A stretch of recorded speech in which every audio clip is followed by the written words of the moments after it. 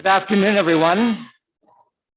I'm going to call our meeting to order. Unfortunately, the gavel got left on the 7th line, so I may have to bruise my knuckles a bit, but please be aware that this is a signal of something. So I'm going to call the meeting to order at this point in time, and we'll begin with the land acknowledgement, which Deputy Mayor Keaveney will read for us this afternoon. We would like to begin by acknowledging that we are meeting on the traditional lands and treaty territory of the Saugeen Ojibwe Nation, which includes the Chippewas of Nawash Unceded First Nation and the Chippewas of Saugeen First Nation. We also recognize the Métis, whose ancestors shared this land and these waters. We extend our gratitude to all Anishinaabe and Métis peoples and their descendants, past, present, and future, who continue to care for and inhabit these lands and tend these waters. Now I'll just ask you to join with us in a moment of silent reflection on the business before us this afternoon.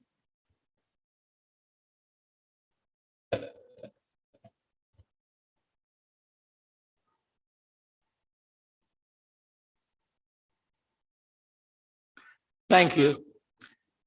Is there any disclosure of pecuniary interest this afternoon? Seeing none, I just remind you that we can declare it at any time it becomes evident to us. Announcements at this time. I'm going to ask our CAO, Rob Armstrong, to begin. Thank you, Your Worship. I just have one announcement today, and it's just an announcement that nominations are now being accepted for the 2023 Community Builder Award. Each year, the Municipality of Meaford Council presents the Community Builder Award to those who have helped shape and promote our community through their devotion to volunteering on behalf of Meaford and its residents. Please visit www.meaford.ca/communitybuilder to submit your nomination or pick up the nomination form at the Municipal Administration Office located at 21 Trowbridge Street West. Forms are also available at Meaford Hall, the Meaford Public Library, and the Meaford and St. Vincent Community Center during regular hours of operation. Nominations are due by Friday, March 17th, 2023.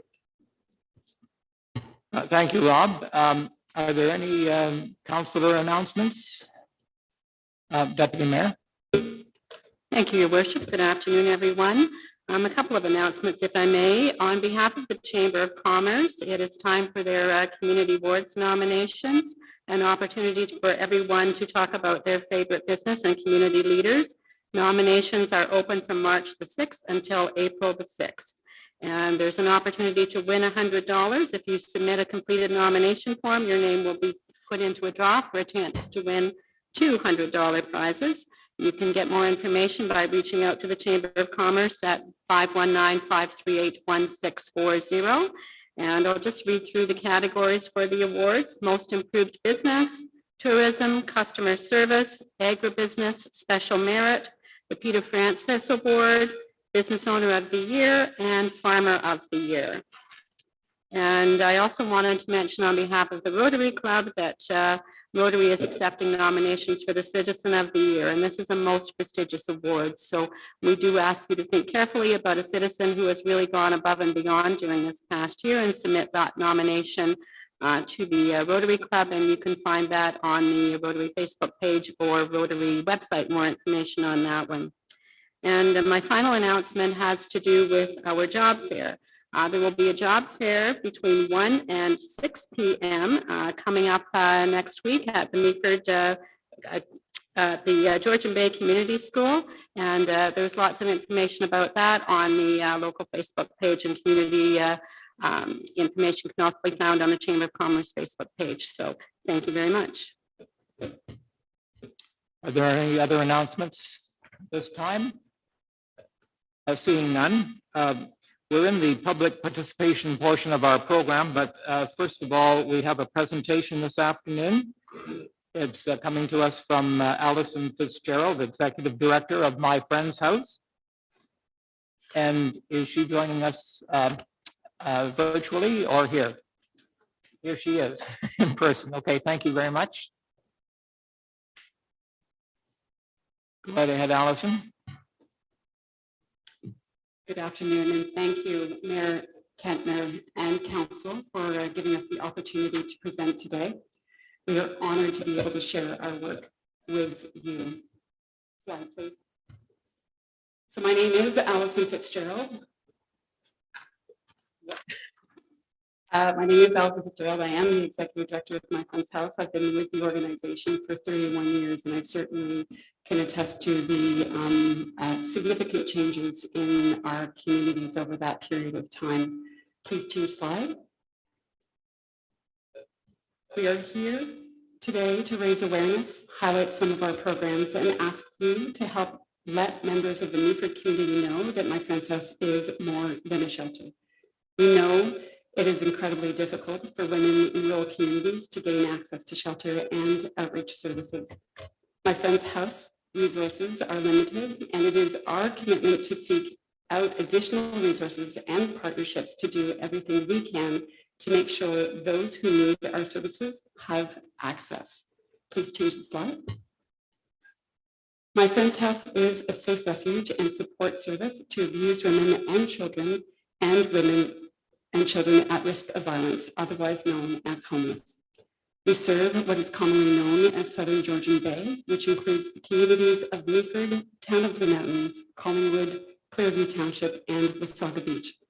We know that there are many factors that determine if a woman can create a new life free from violence for herself and her children. What we know is that emotional and practical support does have the greatest impact on the overall well-being of the entire family, and My Friend's House programs are designed to provide those supports to ensure the best possible outcome. Please choose the slide. At our core is My Friend's House Shelter. We are located in Collingwood, and we do receive limited funding to provide transportation, no matter where a woman lives and no matter what time of day or night she needs shelter. We are a 12-bed shelter, and we consistently operate at capacity, but that doesn't mean a woman shouldn't call. When safety is a factor, we will admit a family anyway and then help them find alternate safe places to stay. Women are at the greatest risk of being murdered when she is trying to leave. This is why shelters exist. My Friend's House has counselors on duty 24/7. Our team provides both emotional and practical assistance and are specially trained to respond to crisis situations through our crisis line and in person. Women and children can stay at My Friend's House until they are able to find their own home, which can take as little as 2 months to 6 months and longer. As you know, we are experiencing a housing crisis in this area, which does impact the number of women and children we can serve through our shelter program. As an organization, we know we need to expand, and we are looking at options as to how we can do this. Please change the slide. Limitations to our shelter program is why it is important that everyone knows we are more than a shelter. In addition to shelter services, we operate 4 major programs. Our Violence Against Women Therapeutic Program works with women as they start their healing journey, and our Child and Youth programs work to make sure kids get the support and intervention they need to recover. Much of the work done is with a family as a unit, and it truly is magical to see the family start to play and laugh together as they realize that things are going to be okay. As some of our team focuses on healing, our wellness coordinator makes sure those who need extra support are connected to community health services. When you have been traumatized, you don't have the capacity to advocate for yourself. Our wellness coordinator makes sure the women we serve get the access to healthcare they need. And then our transitional housing and legal advocacy program focuses on the practical supports. They make sure income supports are in place, housing is found, and if necessary, skills are developed to ensure independence. This program also helps women navigate both the criminal and family law system, which is no easy task. Next slide, please. In addition to our core services, I want to highlight our group programs. Often mental health and addiction are direct impacts from experiencing domestic violence, which is why we have a therapeutic counselor, our wellness coordinator, and youth counselor work in tandem. Project funding has allowed us to create group programming to assist women and families who aren't in need of shelter but need help to recover. Because of the complex issues they face, our team works collaboratively to ensure the right interventions are accessible. Groups we currently provide include a weekly drop-in group. Topics discussed are determined by the women, and there is no expectation of commitment. You come when you can. Making Connections, this is a 10-week structured group that provides space for women to connect and share experiences. Guided discussions such as impacts of violence, trauma, and trauma response, anxiety, coping strategies, and community resources are covered. And then we have our Stepping Forward group. This is an 8-week structured group for women who have attended Making Connections. They focus on skill development and learning strategies for maintaining a healthier life. And then, importantly, we have our youth drop-in program where we teach young people distress tolerance, social skills, and self-care.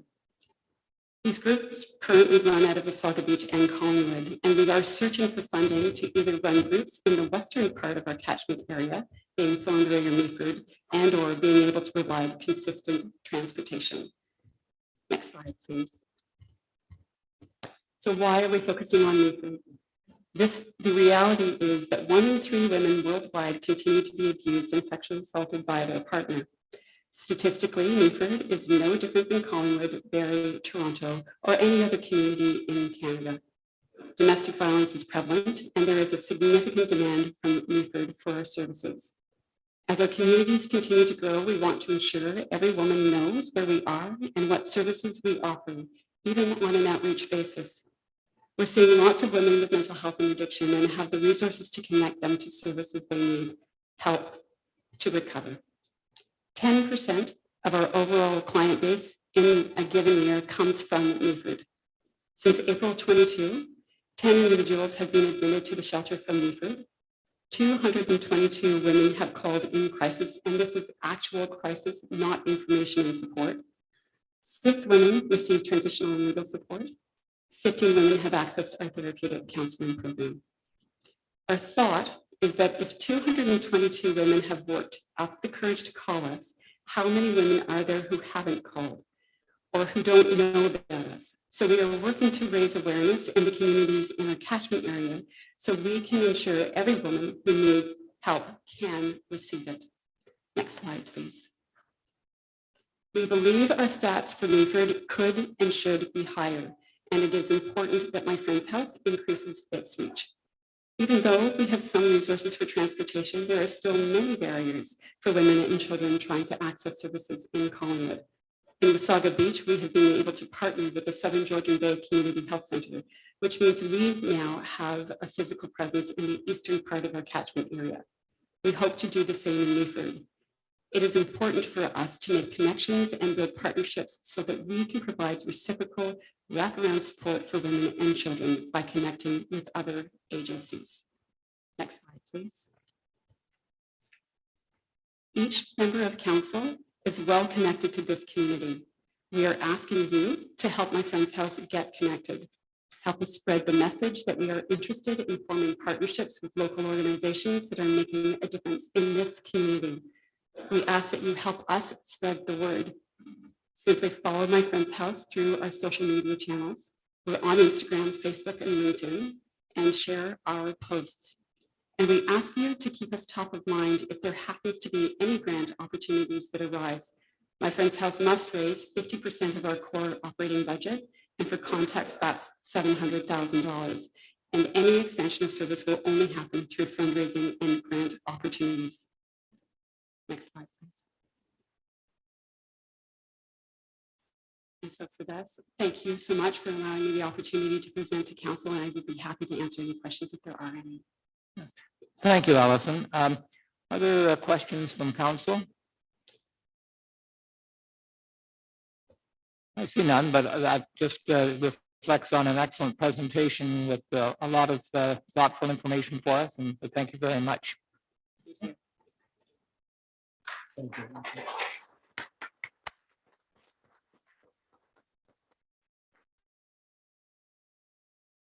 Presentation had this wonderful audience. I'm also glad that we have Meaford Hall that can accommodate, so many ratepayers for a council meeting in relative comfort and, able to hear everything and see everything. Lots of things to keep in mind today. And in public, we come to deputations at this point. And I'm just going to give you a little chapter and verse on public presentations. Today we have a list of people making deputations. I will note the deputations are required to register by 10 a.m. on the day of the meeting, so we will not hear deputations from anyone other than those who registered by the 10 a.m. deadline. The municipality's procedural bylaw limits the number of deputations per meeting to 10. For this meeting, we have 20 requests, 19 of which relate to the councillor motion about the pump storage project. So if council wishes to hear all 20 deputations, and I believe we do, we need to pass the following motion: that council of the municipality of Meaford hereby waive section 28.2H of the procedural bylaw to allow for additional pre-registered deputations. Anyone moving that? Councillor Bell, and seconded by Councillor Bartley.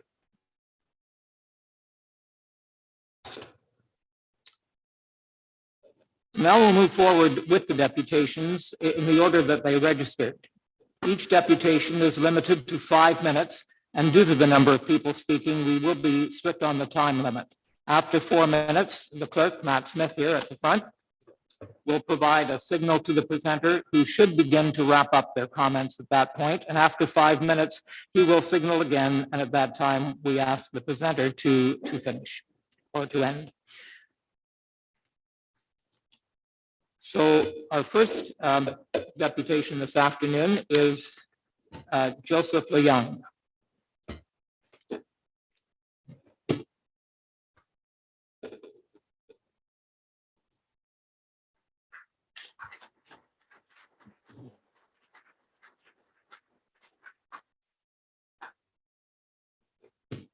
Good afternoon, Joseph. I'll give you time to get set up there. Yes, it's kind of hot, and 5 minutes is very, very short. Yes, it is.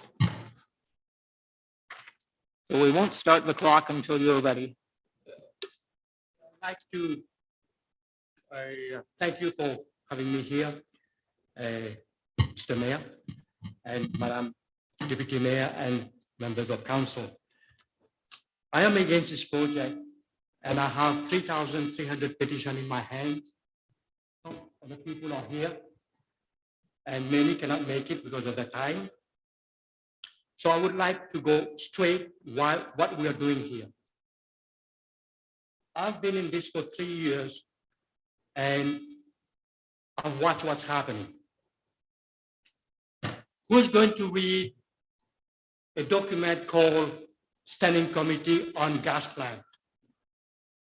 Nothing to do with us, but it has a lot to do with us, because the Minister of Energy now, that's his direction, is sitting 2015 for 15 hours listening to people, 87 witnesses, including Burton from Oakville, the late Madam Hazel McCallion stood up against the gas plant because they got a surprise. The government got together, the two of them, they're going to put 2 gas plants, one in Mississauga, one in Oakville. $1.1 billion project here in my hand. TCE got the money. I'm not saying that, it's here. I am mad because we are deciding on something we don't know anything about. And I would like to have a deferral on this meeting, because the wording of the motion has changed from the original one. Okay, I'm going to go forward. In here, Mr. Smith, not the energy minister, Mr. Smith was a member of that party, because of $1.1 billion was charged to us. In here, the report says that. That's sanctioned by the government. That $1.1 billion was flipped on tax consumers, Electricity of Ontario, on our bill in 2011. Our bill went up 70%. If this thing failed for 50 years or before that, There'll be electric cars on the road. We won't have that cheap electricity at night to pump the water up, and they're going to waste 30%. And we are going to pay for it, because once we sign contract, ISO give contract to TCE, it's us. We own it. We have to pay for it. I won't be around. They want 50 years and another 50 years contract. In here, phase 2, Mr. Smith was here. So his recommendation, before you get procurement from us, ISO, you have to get municipality support. And right in here, phase 2, we are here to talk about transparency and openness, honesty, and one's promises, Mr. Mayor.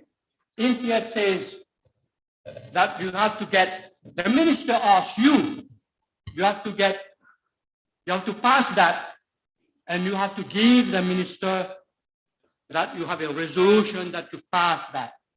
And then it's going to say to ISO, give TC the project. Guys, dominoes are against us. Stack against us. And I ask you, don't do it. You are going to regret this, because 15 days down the road, within that, I bet you, ISO is going to say, TC, have the project. Because what they're waiting for, the minister will come out clean, and you guys is going to be on your back. So I'm going to ask for a deferral. It's up to you. And again, you're in a position where you can change things. And please, Mr. Mayor, you got in that position because most people, they are against this project. Why? Because you wrote a letter 21st of December of that year, 2020, that you were against this project. And now you flip completely.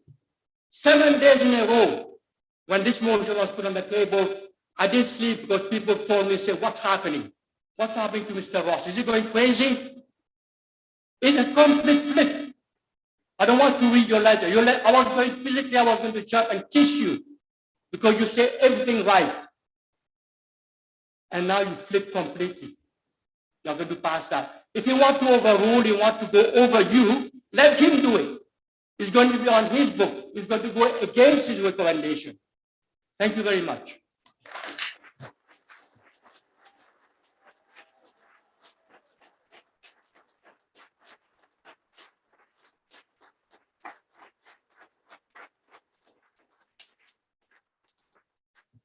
Thank you, Joseph.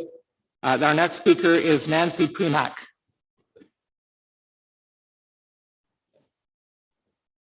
Good afternoon, Mayor Kentner, Deputy Mayor Keaveney, councillors and staff. My name is Nancy Primack, and I'm a resident of urban Meaford. My number one concern with the building of the pump storage plant is the environmental impact.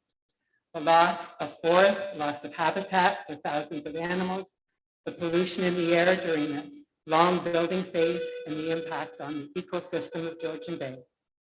I am concerned with the vulnerability of the many homes located beneath the reservoir. What happens when the shelling that we all hear and feel regularly from the range now shakes the foundation of homes? Well, what will it do to the reservoir? Will it leak? Who then will be responsible for the damage? If we are a willing community, will Meaford be responsible?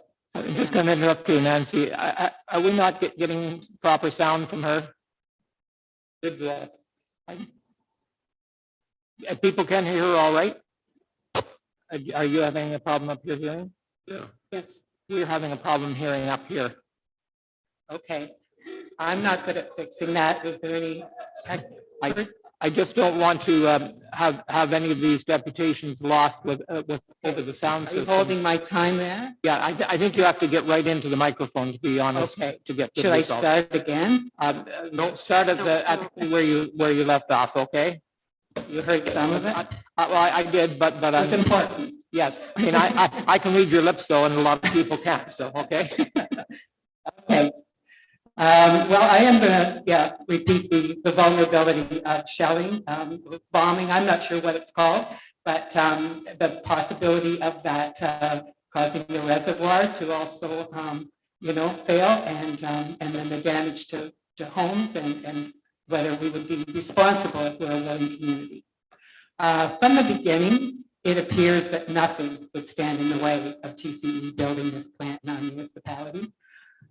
First, the choice of building it on federal land was number one. And again, my information may be wrong, but I do understand, I believe that the government will be getting money to in support of the project for giving permission for it to be on federal land. Secondly, the provincial government pushed the proposal through gate one of the independent electricity systems operator, even though it did not pass. And then finally, thirdly, our council is being promised money to agree to be a willing community. And I'm also under the understanding that the advising lawyer is being paid by TCE. I'm concerned with TCE's past history of projects that have not always gone well, and the fact that this pump storage plant, I believe they have not ever built anything just like this. I'm wondering why the name changed to Ontario Pump Storage. Is this an attempt to mislead people to think that it is an Ontario project?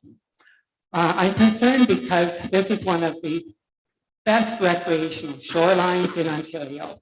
In 1942, my family, along with many others, was forced by expropriation to leave this land that's now occupied by DND. My grandfather, Hector Kingston, owned approximately 800 acres. He had the entire north shore of Mountain Lake and 200 acres on Georgian Bay. My great-grandmother, Vina Cowling, and her sister both lost their cottages at Cape Rich. I could go on, the big family that was up there. But until now, DND has claimed that they need all this land. If that is the case, how can they now give 375 acres to private industry? If there is land not needed, then I believe a national park on the shores of Georgian Bay, honoring the families, doesn't even have to be, just can be for any reason, but a national park, sorry, I was going to say honoring the families who gave up their homes, livelihood, and communities is the honorable, responsible, and best decision for Meaford and for the government. That's the kind of Meaford that I want to live in, with a national park up the road.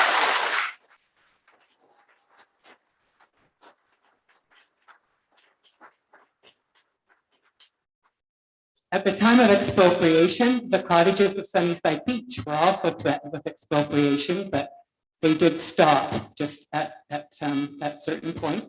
Now again, these homes at Kaiwana Beach, Sunnyside Beach, Georgian Beach, all the way into town and who knows how far out, are also going to be impacted by the building of this mega project. This prime shoreland will be less desirable, less valuable, and it's just not worth the risk. Money seems to be the only motivating factor in Council's decision today.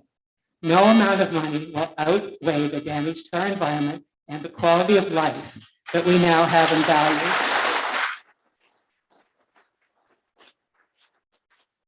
I have grandchildren also living in Meaford, and I'm very concerned with the Meaford that we're going to be leaving for them. This will forever change our community's physical and social environment in a negative way. And in 50 years or less, will just be a redundant waste of natural environment. It is outdated technology that will only serve those who gain financially. Our environment is much more important. Many of the present council were elected on the promise that you would not support this project. You have the decision.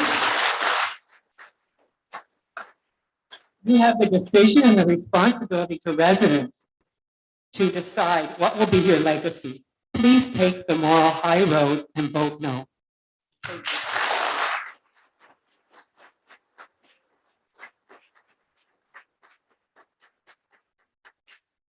Thank you, Nancy. And just future speakers, keep in mind that you need to speak right into the microphone if you're going to be heard through the whole auditorium. Alan Johnson is our next speaker.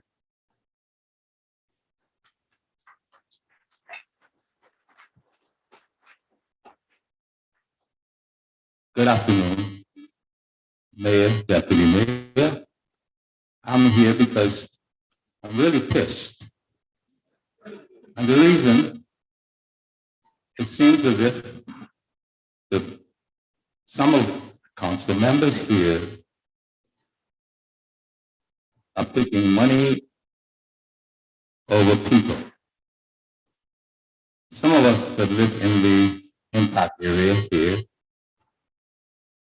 will be affected if anything ever happens to that stupid thing that's going on up on the pump storage. Those of you on the council does not live in that impact area. I think if you were, you would be singing a different tune. But your tune is money, money, money. I also believe that your tune should be, no, we are not going to put our citizens in harm's way. That should be your tune. And we will not pass this motion to the willing post because our citizens need to be protected and we are not going to be responsible for any downfall that happens to them.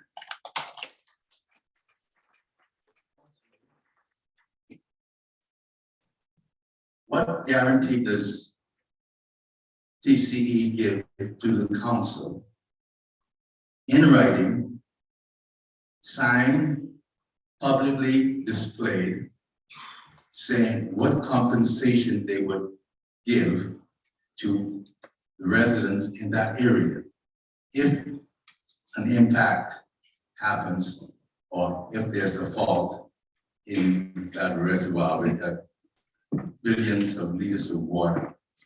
Is there a contract or statement saying what they would do for the residents that live there? We would like to do that. And if there is,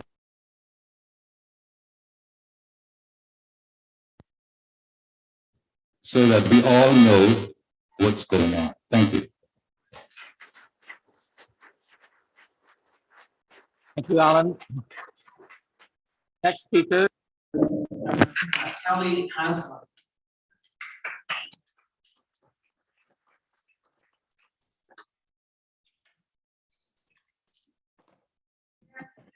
Council. My name is Kelly Haslam and I am a full-time resident of Meaford. In fact, my home takes its drinking water from North Bay. Thank you for the opportunity to make a deputation regarding the motion for decision regarding the TCE pump storage project. I begin my comments by expressing concern with the timing of this resolution. What is the rush? I note that your resolution has several conditions.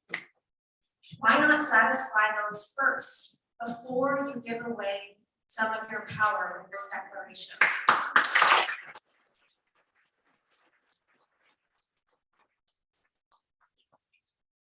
Given the magnitude of this project and the magnitude of its potential harm, I join with many of my fellow concerned citizens in calling for a deferment of this vote until such time that you have conducted a thorough, thoughtful, and transparent independent review.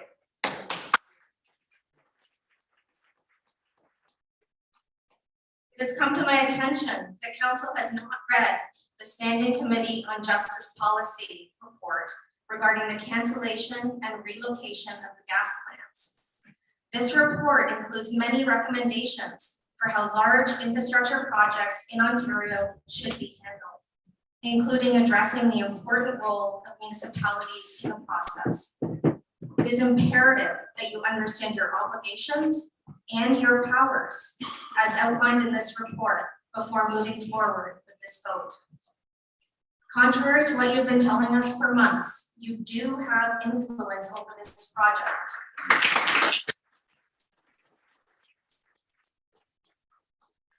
I hope that you recognize the serious implications associated with declaring Meaford a willing host, even conditionally.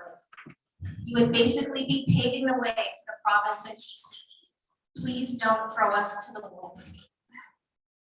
I call for a deferment of this vote until such time that you have had an opportunity to conduct the appropriate due diligence, including reading and understanding the applicability of the recommendations in this report. Additionally, I implore you to consider the concerns that I and many other citizens of Meaford have expressed with respect to the risks this project poses to our community. You have received over 550 letters in the past few weeks from the citizens of Meaford, reminding you of the myriad reasons this project is problematic. This outpouring of concern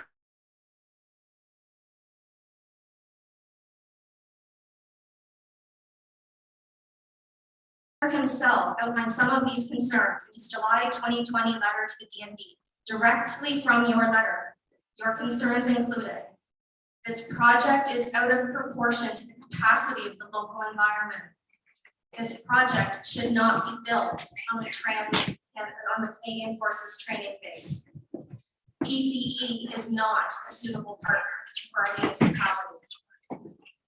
No community benefits promised by TCE could possibly outweigh these concerns. Mayor Kentner goes on to refer to TCE as a company accustomed to navigating loopholes in federal regulations, and notes that when questioned about the efficiency of the project, TCE adheres to alternative facts. Tell me, does this sound like a good partner for the municipality of Meaford? No. Does this sound like a company whose word you can rely upon? No. I ask you, as Mayor Kentner asks DND in his letter, to consider Meaford's community vision. And I quote, municipality has a number of significant environmental and topographical features that contribute to the sense of place felt by many of the municipality's residents. The official plan establishes an environment first philosophy. This means that protecting significant natural heritage features and functions shall take precedence over development. I also agree with these additional comments Mayor Kentner makes in his letter. I am not in favor of turning our back on our official plan, which puts the environment ahead of development. From all appearances, this project will be more disruptive than its economic upside is worth. I am not convinced of the benefits set forth by TCE. I am not convinced of the need as set forth by TCE. It is a big stretch to label this a green energy project. Yet here we are. If you vote in favor today, one can only surmise that overwhelming political pressure from TCE and provincial politicians has caused you to turn your backs on your constituency. But it's not too late. I implore you to defer this vote.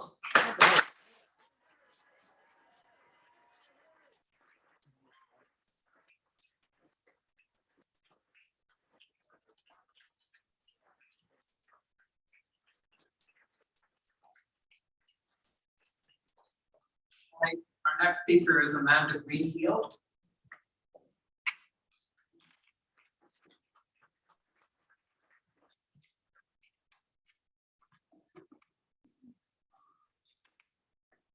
Good afternoon, good afternoon. My name is Amanda Greenfield. I am born and raised in this exquisite, beautiful municipality of Meaford. My parents raised me to be a conscious steward of our natural resources, especially Georgian Bay. Even when moving to Ottawa, the pure euphoria of returning home was our waters, peeking over the 3rd, the 4th, the 7th, traveling over Bayview Hill, passing through Annan and Leaf, swimming at Christie Beach, Memorial Breakers Park, St. Vincent Beach. Georgian Bay is Meaford. Georgian Bay is an important source of drinking water, irrigation, transportation, and recreation opportunities. This has birthed my opposition. With much evidence of our depleting natural resources, we have an opportunity right now to avoid a premature motion that will only perpetuate into additional problems. I have heard from Councillor Bartley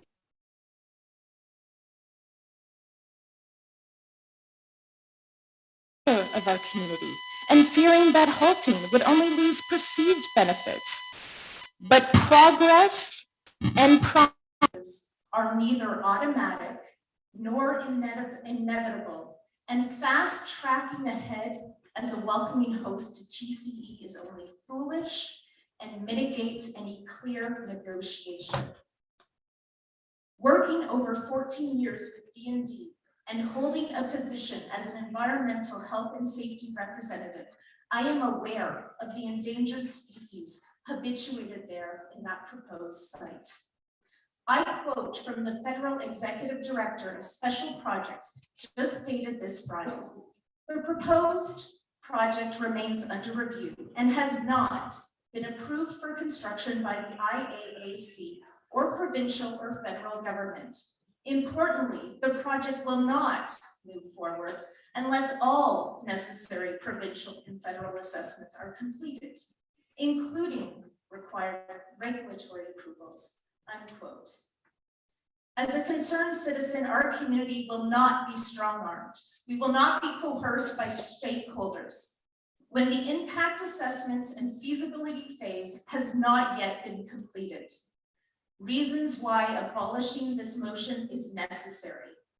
As a healthcare provider, working alongside a prominent doctor within our Georgian Triangle, an area of increasing concern is hypersensitivities caused by electromagnetic frequencies, damaging DNA and alternating our cellular activity.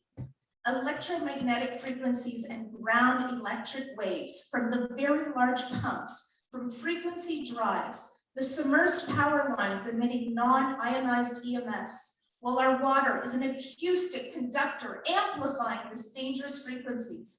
This having negative effects on our marine species as well as our neighboring residents. EMFs further interlink with injured neurological components.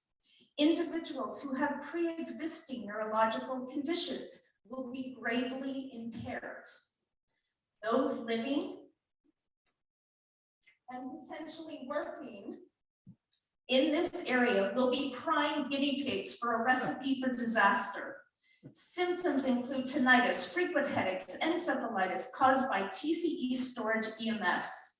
Concerns for local Meaford agriculture, cattle, goat, dairy farms will be targets to negative influences from the different levels of irradiation. The cables under the water from Meaford to Wasaga Beach will change the molecular structure of water, causing adverse effects to marine wildlife. TCE claims there's minimal killing. I challenge, what is minimal to TCE? I remind council that hundreds of our residents draw their water from Georgia Bay. Council has not taken the necessary constitutional steps in neighboring townships to consult with them, those who do the same.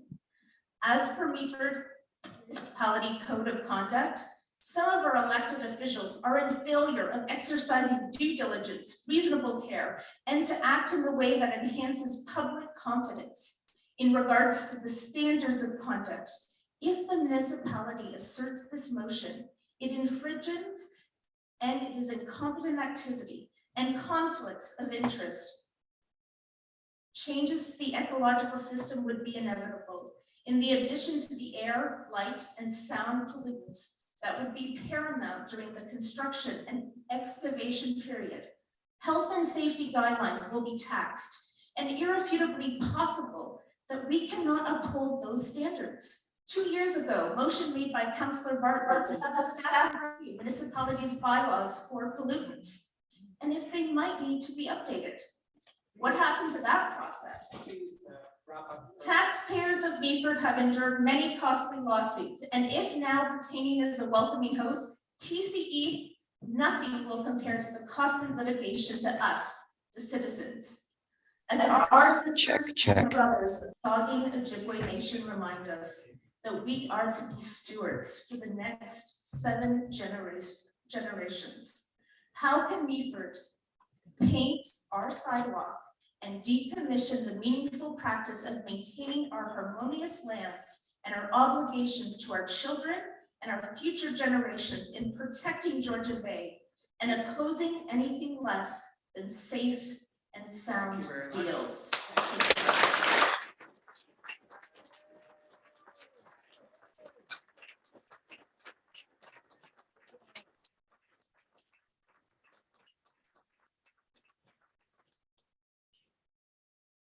I may be allowed to just one aside, I'm really glad that this is really the first time in a long time that we've had an opportunity to express our opinions or to exchange views about this whole entire project and process. So, you know, this in my mind is a good thing.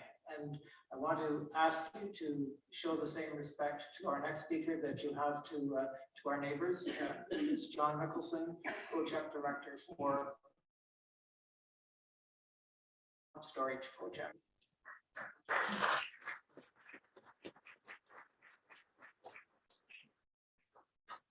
Worship, members of council, on behalf of TC Energy, thank you for this opportunity to address your council this afternoon. On the top of the whiteboard in my office, there are 4 words. 4 words that I scrawled on that board many years ago that made a continuous reminder to me of my duty, my responsibility as a leader and as an engineer. 4 words that have guided me through my long career are a test that I apply to every decision I make. 4 words that give you the confidence and the conviction to apply all my energy to an idea, despite the resistance that course of action might entail. The words, do the right thing. I can think of no greater application of those 4 words in this project. I've never encountered a project with so many compelling positive attributes. An energy storage project that provides needed capacity and has the potential to help Ontario transition its electricity system to a non-wind world. A solution that uses water and gravity to store electricity and that will continue to do so for decades to come. A Canadian solution built with Canadian engineering know-how, with components manufactured here in Ontario, with local labor and with materials from the region. An opportunity to make a real and meaningful step toward reconciliation with Indigenous peoples. There is no question in my mind that Ontario is going to need this project. There's no question in my mind that the pumped hydro storage is the most economic and most environmentally responsible means to meet that need. And importantly for you, there's no question that this project, if developed, would create significant economic prosperity, employment, revitalization, social well-being to the residents of Meaford for decades to come. Doing the right thing doesn't mean doing the easy thing. In fact, more often than not, doing the right thing is a more challenging path. We've been here for several years now, meeting and listening to residents, taking their concerns to heart, and we worked hard to find solutions. We've committed to spend over $1.5 billion to incorporate design features to protect the environment and to minimize impacts to Meaford based on what we heard from this community. We've hired local people. We have an office on Sykes Street to make sure that anyone that has a question or concern about what we're proposing gets an opportunity to discuss it. And we have communicated regularly on the project status and what we are planning to do. We've completed extensive field studies, collected local knowledge to be sure we know what is here, what's important to residents, and what we need to protect. And we have contributed wherever possible to support community events and local needs. I want to assure you that there are rigorous and transparent processes that we must complete to make sure that any concerns regarding environmental, cultural, social, economic, and financial matters are addressed before this project moves forward. We will be undertaking one of the most comprehensive assessment processes ever initiated in Canada. And important for the residents of Meaford is that public consultation is mandated throughout the process. We are required to show to the satisfaction of regulators how we've engaged with the community and how we've addressed all the comments and concerns that we've heard. Your motion this afternoon represents the first step toward ensuring that Meaford capitalizes on this extraordinary opportunity. It allows us to begin the exercise of defining what Meaford wants and taking actions to bring the promise of this project home. And it's timely, as we've already started discussions with major construction contractors. And we want to make sure that we incorporate the needs and the wants of Meaford into those discussions. It's important to clarify what you're being asked of today. You're being asked to vote on a motion of support for the project that's conditional on the approval of the proposed facility by all relevant jurisdictions, conditional on the confirmation of complete cost recovery for all costs incurred by the municipality, and conditional on the completion of a community betterments agreement, including ratification of that agreement by this council, covering short, medium, and long-term benefits. An agreement that would see at least $1.5 million provided to every year to Meaford. We've always been clear about our commitment to carry our fair share here in Meaford. While the project is not taxable, we have voluntarily committed to contribute to Meaford's tax base on an annual basis. The funding will enhance long-term stability of Meaford's finances and allow for the provision of increased municipal services for the increased taxes. I want to commend council for initiating this motion. It's prudent and timely initiative. Your vote today signals to us that you are ready to continue the work to get the most from Meaford, if and only if the project receives the approvals to proceed. I want to reiterate my personal commitment to continue to lead this extraordinary opportunity and do the right thing. Thank you.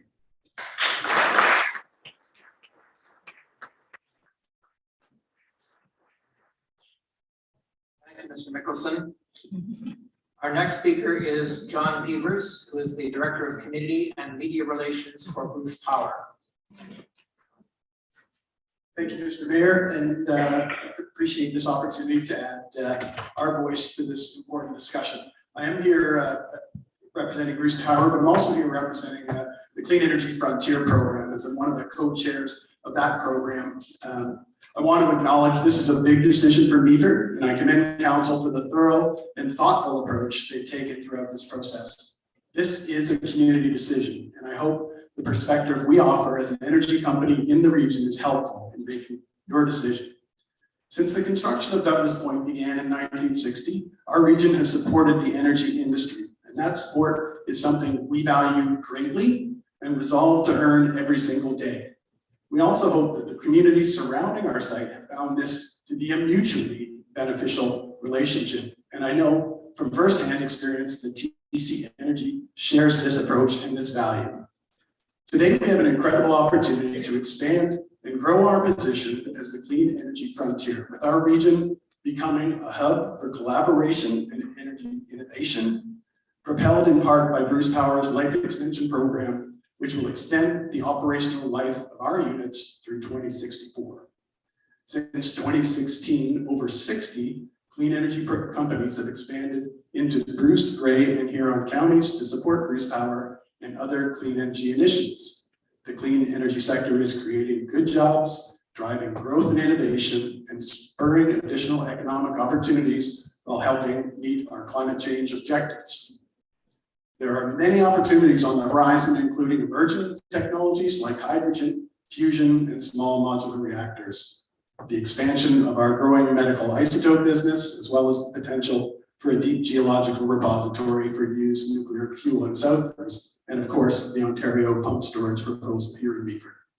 The Clean Energy Frontier program aims to promote our region as a clean energy leader, and to further that effort, we work directly with economic development professionals, elected officials, and other interested parties in the three counties to tell our region's story.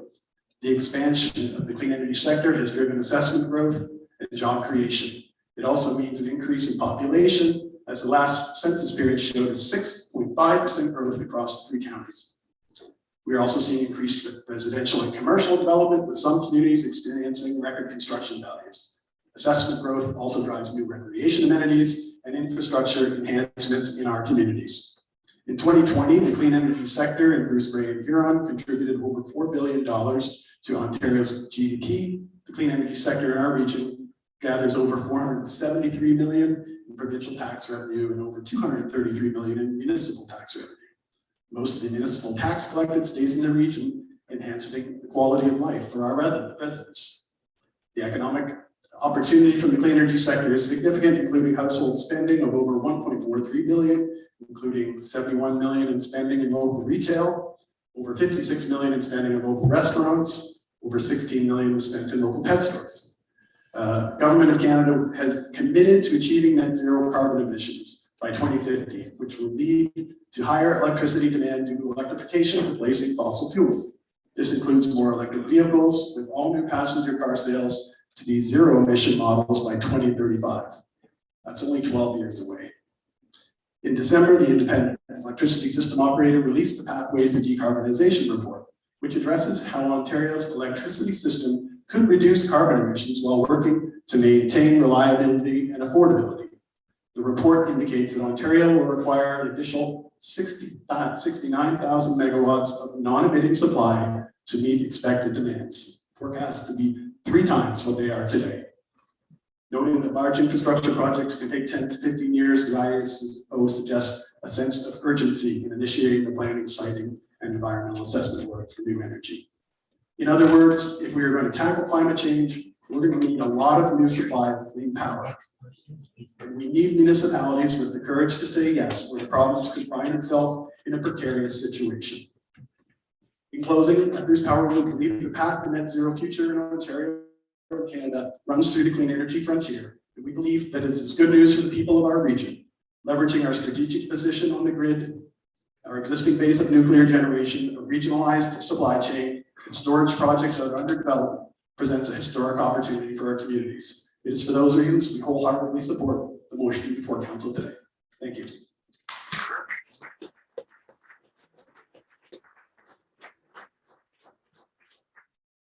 Our next speaker is coming to us virtually, Sylvia Ivegi. Are you on the line, Sylvia? Doesn't look like. She's not on the line. No. Okay, we can possibly come back to her if you can connect with her. Our next speaker is Claire Belfour. Mr. Belfour.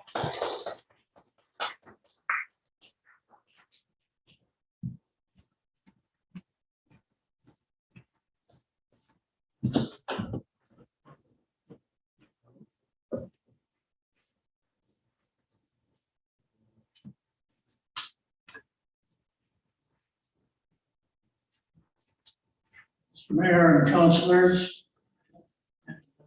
fellow residents of Meaford, thank you for the opportunity to speak. Sorry, I took the long way around. My name is Claire Balfour. My wife and I own a home on the 7th line, just west of town and below the Army base. Ours is one among roughly 100 homes, cottages, or farms below the proposed dam and threatened by it. And ours is probably the closest of all, a mere 600 to 700 meters from the dam below the edge of the escarpment. The dam will hold back 20 million tons of water over 375 acres. That's 284 football fields. All at a depth of 20 meters or about 65 feet. That's what we will be sleeping below. I wonder how Mr. Michelson, would be, if he would be comfortable living in our house.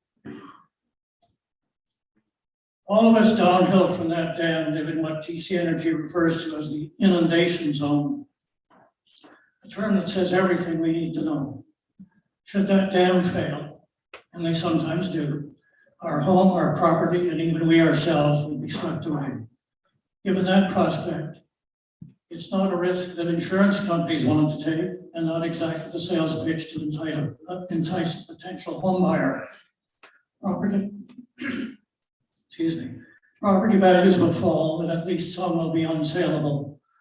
We've all seen the devastation in BC and California, where engineered landscapes and risky location of homes have caused devastation from flooding, losses of property and lives. Why would our council risk that happening here? For us, my wife and I, the failure of that dam would equal total loss. You can't buy insurance against this threat. No one would be allowed to build a house or a cottage or a barn below an existing dam. Why in heaven's name would this council allow a dam to be built above existing homes, cottages, and farms? Why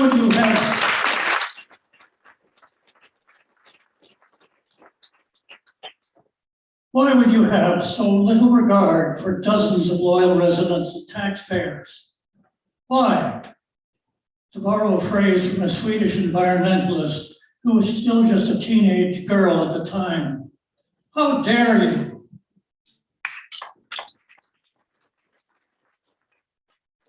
TC Energy seems to treat us as simpletons. You've heard a bit of that this morning. It's sort of a threat. If you don't go along with this, they won't help.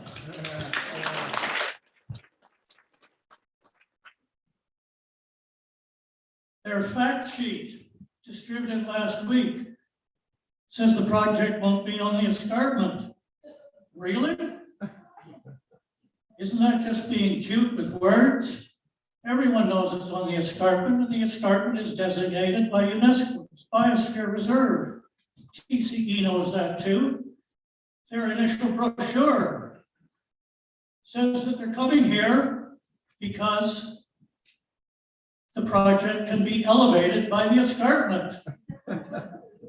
At their information meetings, they carefully selected questions and cut off discussion when it suited them, not when concerned citizens, some of whom I'm sure are here, had run out of queries.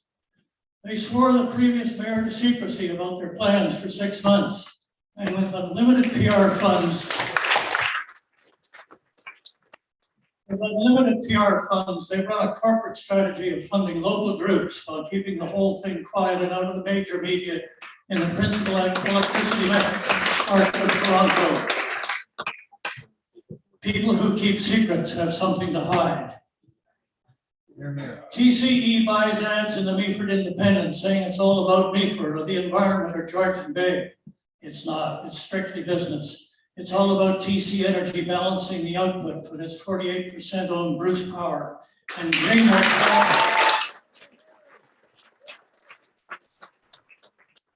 the company on financial markets and in political circles.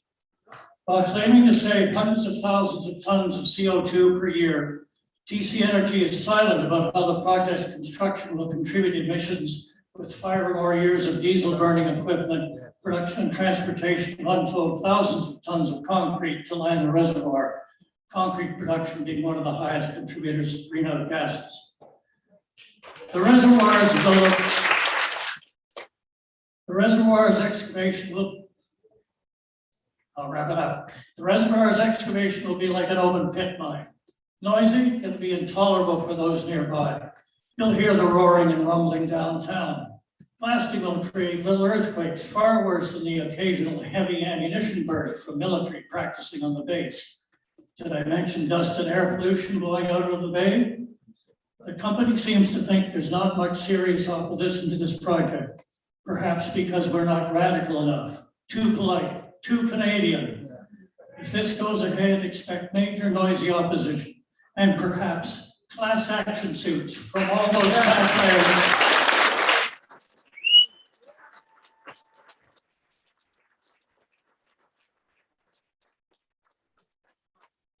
From all those taxpayers who are facing financial losses and uninsurability. Thank you.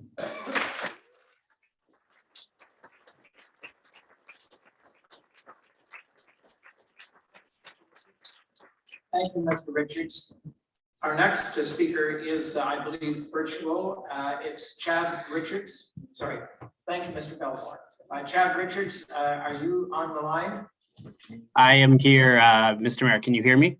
Yes, we can. Go ahead. Excellent. Thank you very much, Mayor Kentner, and through you, thank you to council. I'm very pleased to have the opportunity to speak to this motion today. And as a resident of the Grey Bruce region, I regret that I'm unable to join you in person. I'm unfortunately traveling for some other work, but I would have loved to have been there to join you in person today. My name is Chad Richards, and I work for the Nuclear Innovation Institute, the NII. Last January, the NII released a report titled Store of Value, How Energy Storage Delivers Clean Power on Demand. And before I get into some of our findings, I would like members of council and all of those listening there today to think about the way that you interact with our electricity grid. More than likely, you start your day sometime between 5 a.m. and 7 a.m. I'm an early riser, so 5 a.m. is about where I get up. But then when you get up, you turn on your lights, you start your coffee maker, perhaps you turn on the radio or turn on the TV. Then throughout the day, you begin to progressively add more demands on the grid. Perhaps you go to work, you turn on the lights there, or if you work from home, you start up your computer, and you just continually add more of those demands onto our grid. In Ontario, our collective interactions with the grid result in what we call, quote, peak demand. Then that is when our electricity grid is at its most strained. And as we seek to meet the demand of a growing population and additionally addressing the imperative of climate change, we'll need new ways to provide clean electricity to Ontarians when we need it most. This is where energy storage is a game changer, and this is what our report has found. Energy storage allows us to shift the use of electricity from when it's generated to when it's needed, and it has many benefits for the operations of our grid. Our report examined one particular benefit, enabling wind and solar electricity generation to operate more cleanly and reliably. Right now, when wind and solar are providing electricity to our grid, they are, quote, backed up by gas-fired electricity generation. At a basic level, this means that when wind and solar are contributing to the grid, gas plants are idling, producing emissions, and incurring costs. And if the sun stops shining or the wind stops blowing, they are immediately replaced by that gas-fired generation. Energy storage, particularly long-duration pumped storage, can displace this role played by gas, charting a path to a net zero grid here in Ontario. And as you heard from John Peevers from Bruce Power, is a fundamental goal for our system operator right now. Other benefits not to be overshadowed by long-duration storage include maximizing the performance of other assets on the grid, increasing flexibility options for our system operator to meet demand, again, meeting Ontarians' demand when they need that electricity most, and many, many more. One term that many of us have become quite familiar with in recent months is the term energy security. Conflict around the world has put this into an even greater focus, and we found that it resonates with Ontarians. Last spring, we conducted polling and asked Ontarians about their priorities when it comes to energy and electricity in our province. 7 in 10 of them told us that they believe it is important for Ontario to be self-sufficient in electricity supply. Only 14% stated that they were comfortable relying on other jurisdictions like Quebec to provide us with electricity when we need it. Energy storage is a solution to this challenge.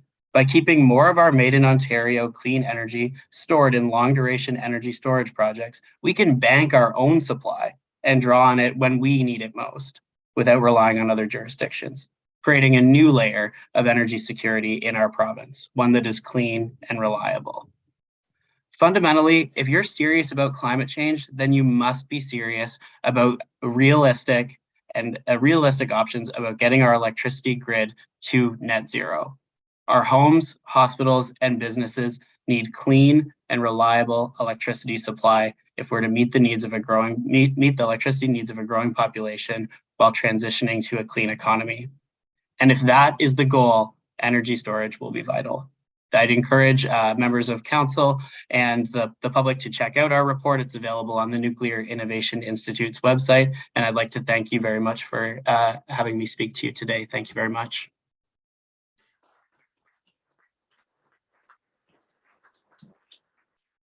Thank you, Mr. Richards. Our next speaker is Bob Beal.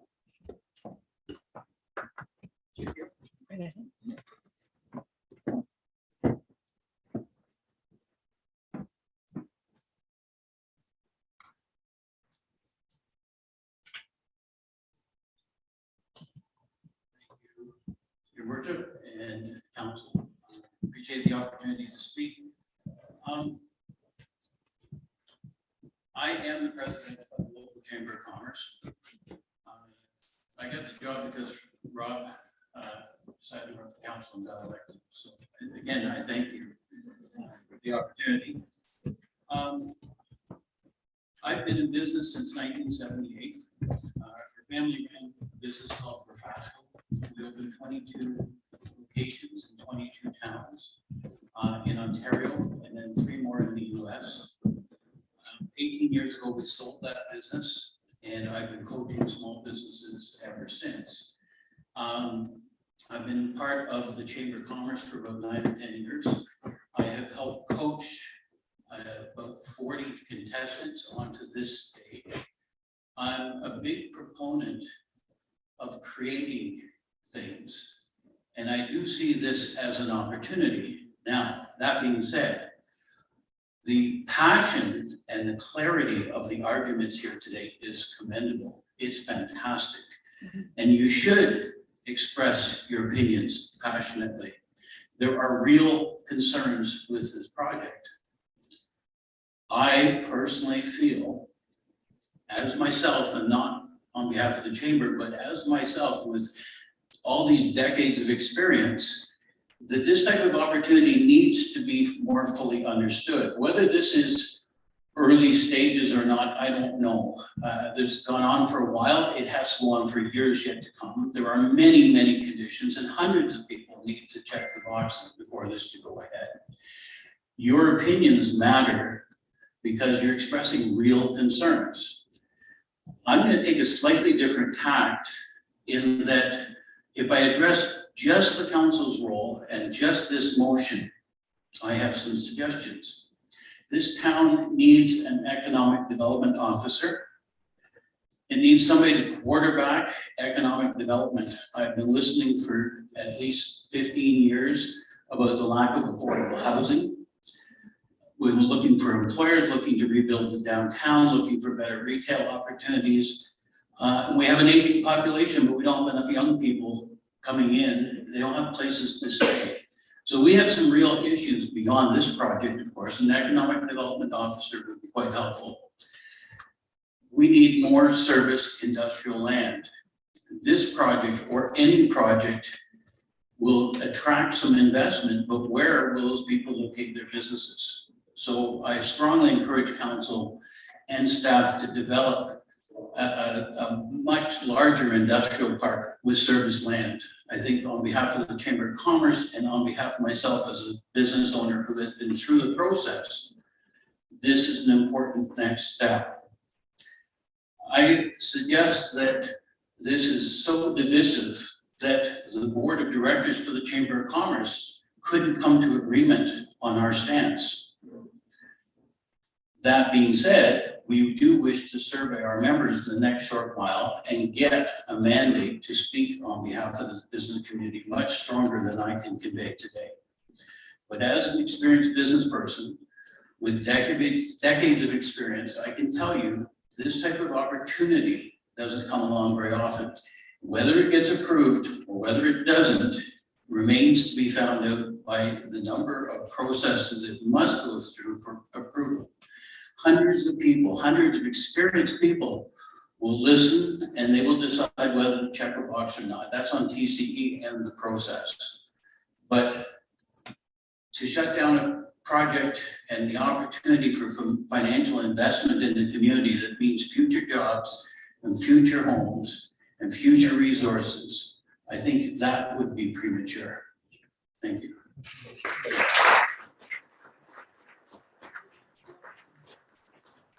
Our next speaker is Carla Bogobowitz.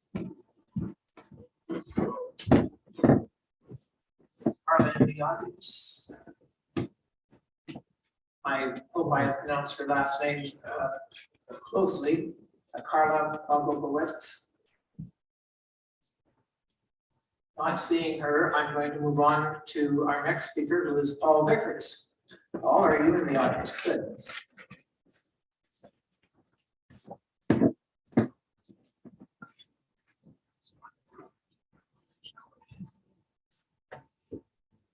Welcome back, Paul. Thanks, Ross, and I do appreciate you giving me time to speak in front of you and the rest of the councillors and the deputy mayor. And first of all, Shirley, I'd like to say thank you for taking the ambition and to start the process moving along. I don't suppose your last month or two has been easy on you after putting your notice of motion forward. So I do want to say thank you, and it's all part of the process. So I think it is needed. Why do we need electrical storage? Electrical storage is basically needed because we have a province that is trying to continue to increase its industrial capacity, to increase its food production, to increase the betterment of our lives here in Ontario. And the one thing that we need to do that is a sound, reliable electrical source. I have read many comments put forward by Save Torture Day. They talk about battery storage. They talk about pumping air down into the mines and having it come back up. We need all this. In last month, I think it was a month or two ago, the Ontario government and Premier Ford announced on Global that we would need 4,000 megawatts of electrical storage in the next 5 years, and another further 4,000 megawatts of electrical storage in the 5 years following that. And this is why projects like this are needed and should be welcome. I've heard many good comments here by Chad and the other people talking in favor of electrical storage. The problem with some of the other types of storage, and I'll talk about battery storage, is it takes up an incredible amount of farmland, and a lot of the time it's on class 1 farmland. So it's like a give and take. Do we want to pave over our farmland, or do we want to find different ways of producing electrical storage?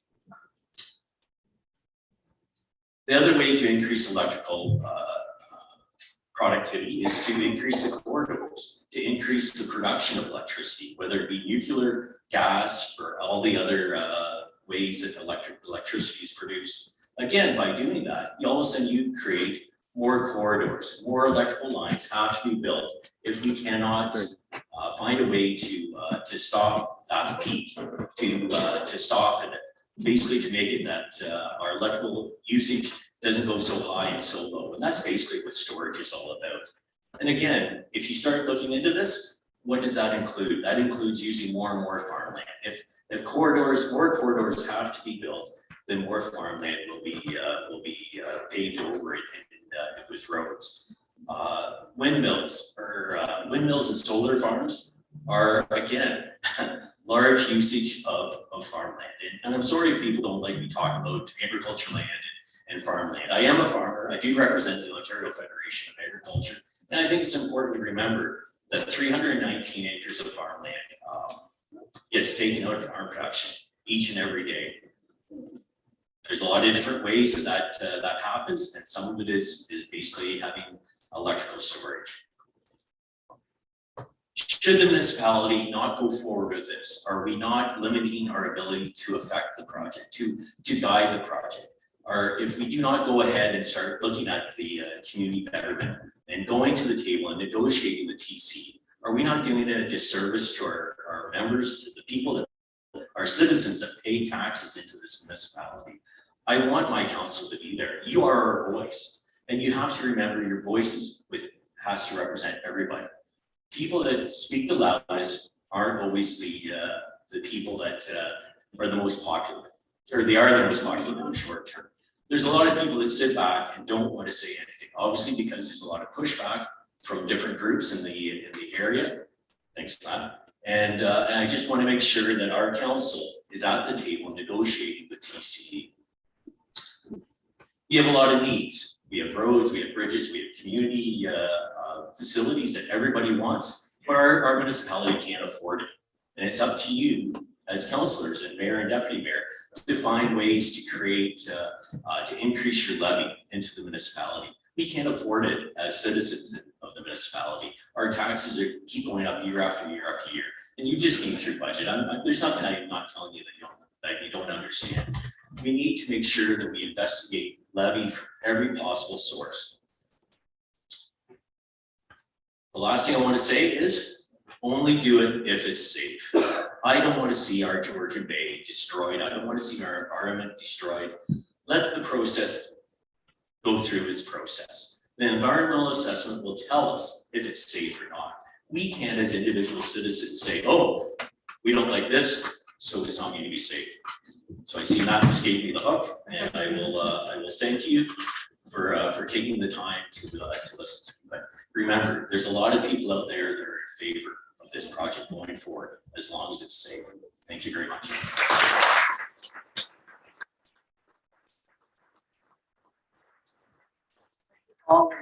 Paul will be back as our last speaker on another topic.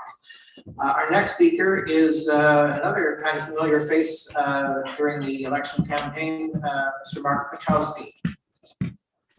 Mark, are you in the audience here? Yes. Please come to the microphone.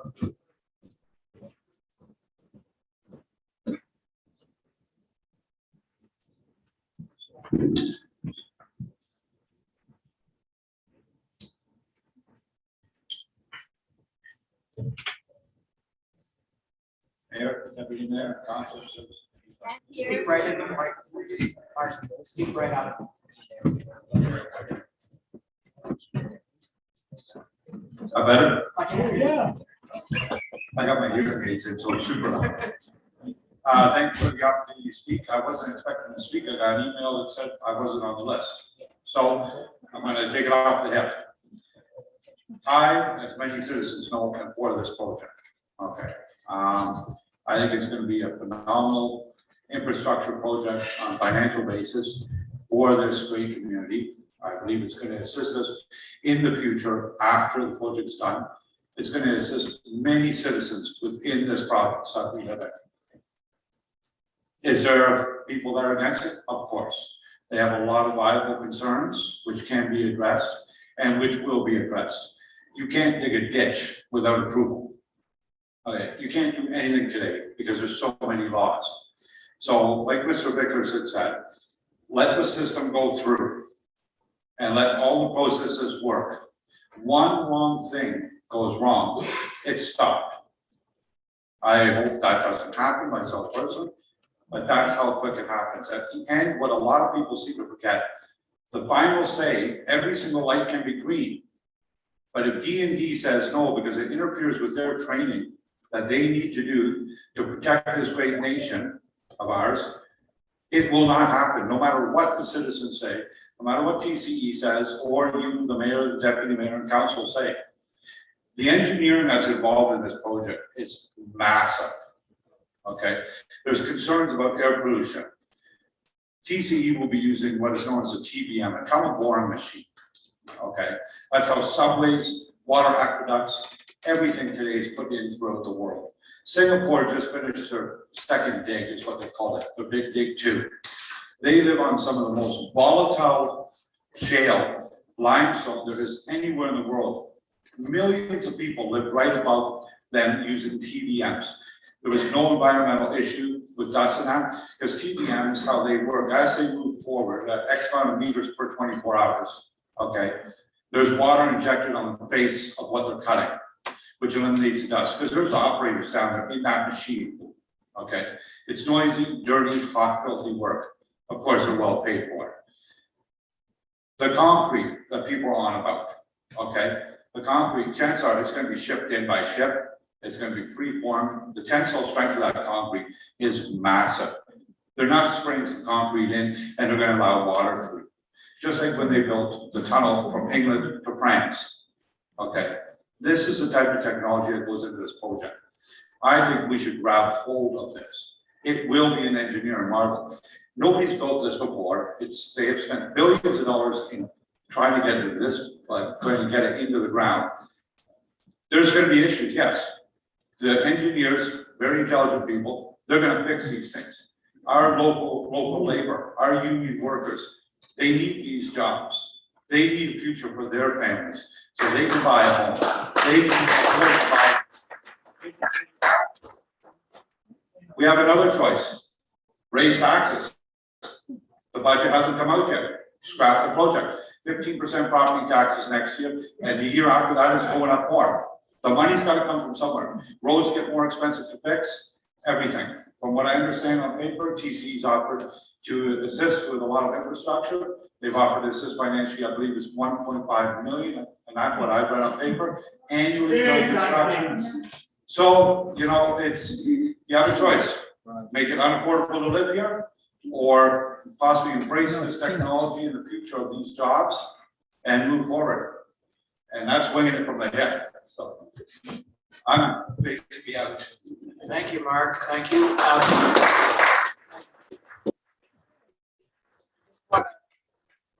For the information of some people who did not make the list, Mr. Petrowski was on a backup list if we pass the motion to go to 20 speakers. So that's how he became a speaker today, is we passed a motion to go to 20. But what I'm saying is he registered his deputation before 10 o'clock this morning, which is our rule. So thanks again. Thank you. Our next speaker is Sue Johnston.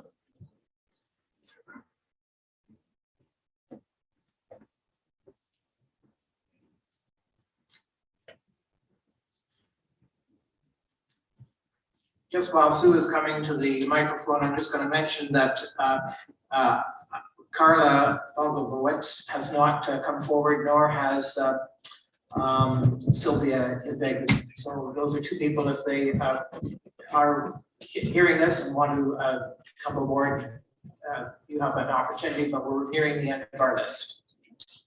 So we're just getting the microphone adjusted for Sue. Welcome.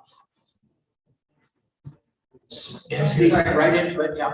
Speak up. Kentner. I don't have a very loud voice. Thank you, Mayor Kentner, Deputy Mayor Keaveney, and councillors.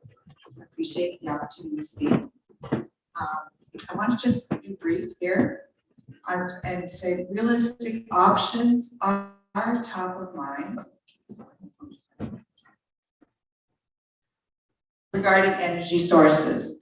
It is important that it is widely known that there are viable alternatives.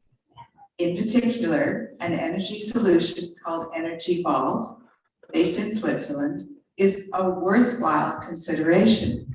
This technology uses a mechanical process of lifting and lowering composite concrete blocks to store and dispatch electrical energy. As this technology uses concrete weights to raise and lower to create energy, it does not have to be built in a specific location, such as next to Georgian Bay, although it could be. Forests would not have to be cut down to build a reservoir. This process does not use water, but instead heavy blocks that are reused continually.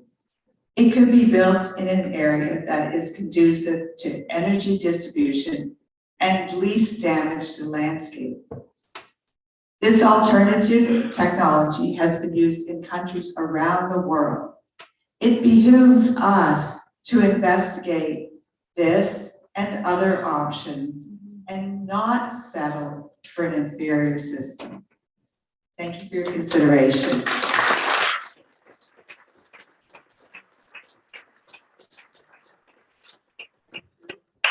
Our next speaker is Lydia Nelson. Sorry.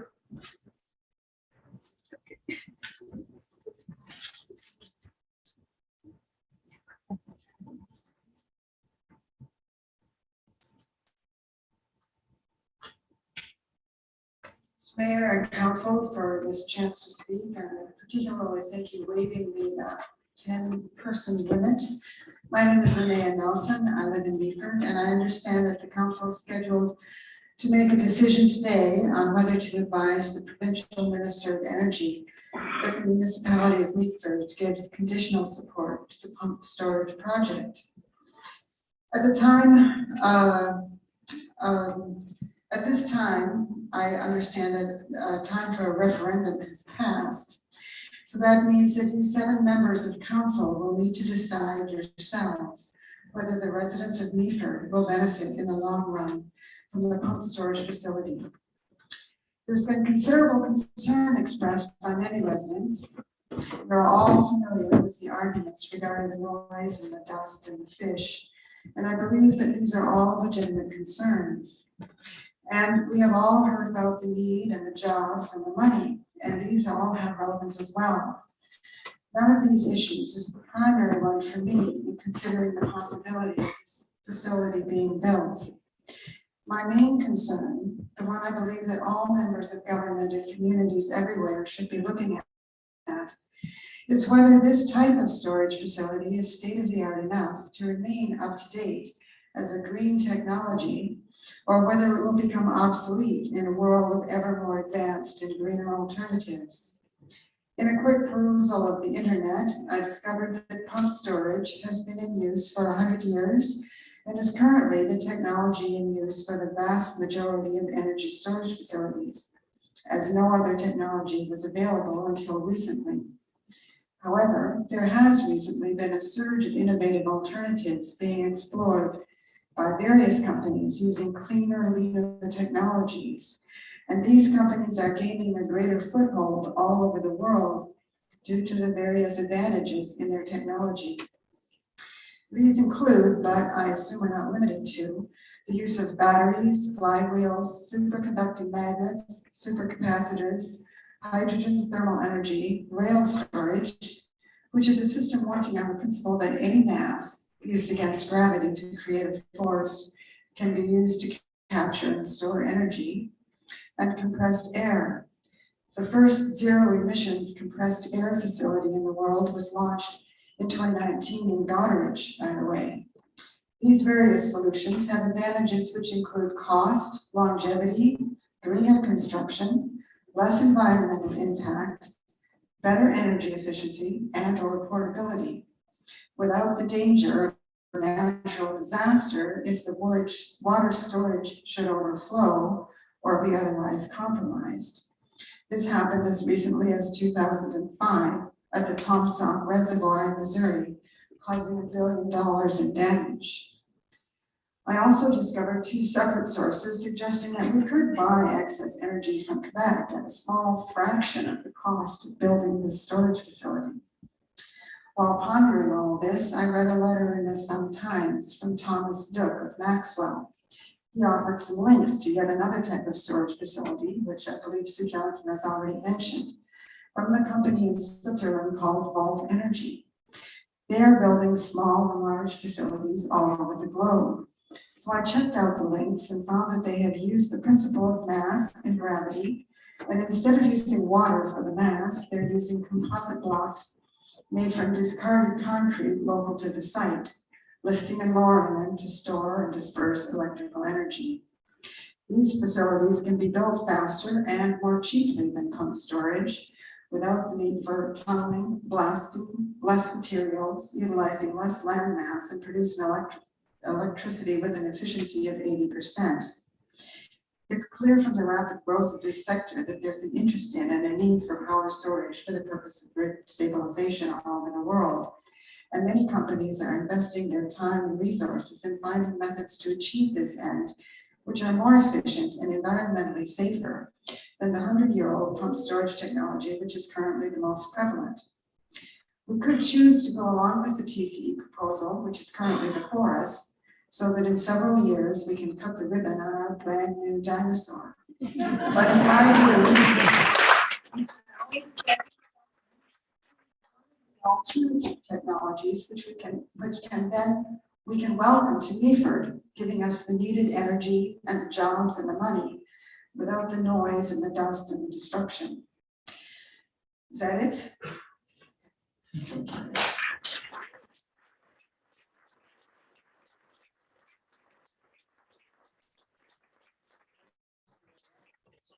Next speaker is Teresa Sorska-Rybarczyk.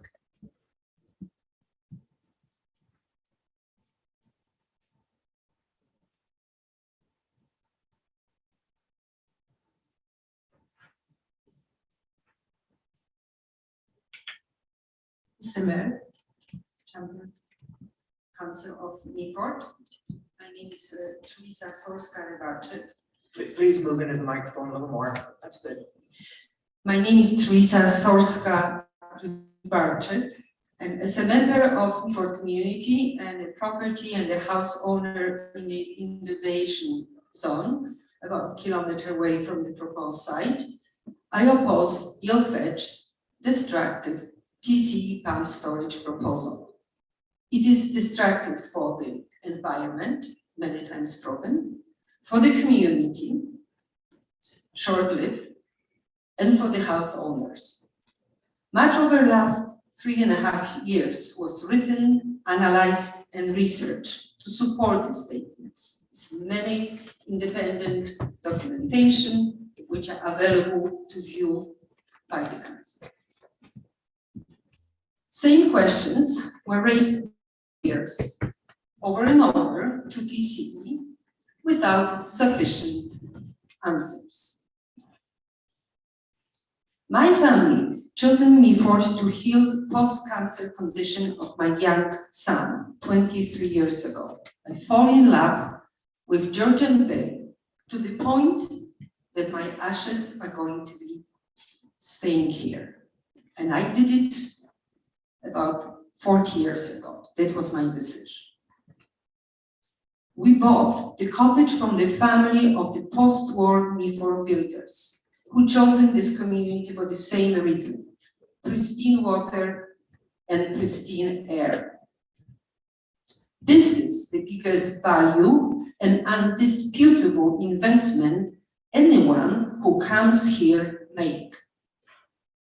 This area is rare of its worldwide unique environmental features, and this is our business. Expanding tourism, showing something the world does not have. Anyone who travels knows that Georgian Bay is one of the most beautiful, amazingly virgin places on earth. I don't know, and I believe that you travel and you can say, I travel all over the world and this is my place. Mr. Kentner, when did you consult community and myself to make this destructive call to name Meaford willing host for this horrible project? I don't recall it. My family and me are opposed to the PC camp storage since we heard about it and studied it. And I am a founding member of St. Georgian Bay, and I have 43,490 people signed opposing.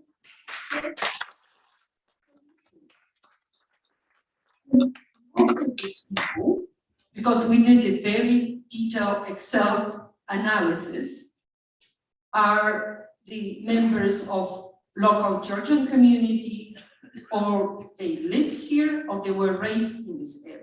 All of them. I have tons and hundreds of people which are saying, please, don't do this. Please, leave it. We use it for all over, from America, from US, from Canada. Everybody comes here to rest. This is the money. This is how we spend money. This is not a project for Meaford, not for the entire Georgian Bay area, where water and air is our investment future. Okay. I have to cut, so I have to actually choose what I'm going to say. One thing is that I designed and built the house here at Georgia at Capitan's Court. I'm an interior architect, and it is based on principles of sustainable and inclusive design, and I know that this storage is not real. Meaford Council chosen the constituents to have that project as an accepted project. What I propose that if and I wanted to put it in to our community knowledge. If community objects the project will, this motion will be closed. Please keep it in mind. We have power for that. Read.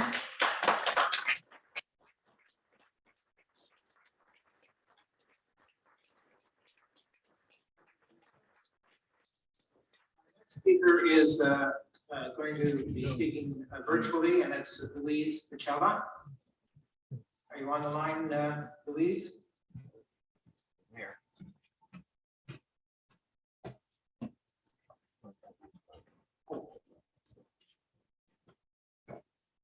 You don't have her on the line? She is here, but she's just not. She's in. I'm asking her to unmute right now. There. Sorry, I can't hear it.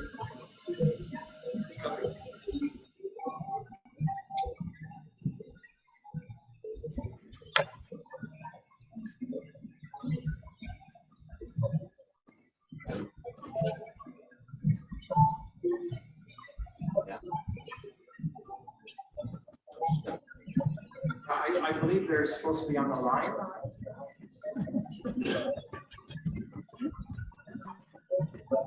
I don't think their microphone's working. Oh, good afternoon. There you are. Hello. Yeah, we can hear you now, Louise, but please go ahead. Hello. Can you hear us? Yeah. You're on right now. Please go ahead. Good afternoon, Mayor, Deputy Mayor, and Council. I have a couple of questions that I wanted to ask at this point, if it's possible. These are deputations where you're to sort of make your point. We can try and help you, but I'm not getting, no. I think it's, especially with the different line here, we're not hearing you very well. Why don't you, tell us your position on the topic? Okay, so what I would like to do then is ask a couple of questions, or just read my deputation. I just wanted to make a point that two things. First of all, has this council reviewed the standing committee that was developed by the Todd Smith, the Standing Committee Justice Policy, that states that, first of all, this council was supposed to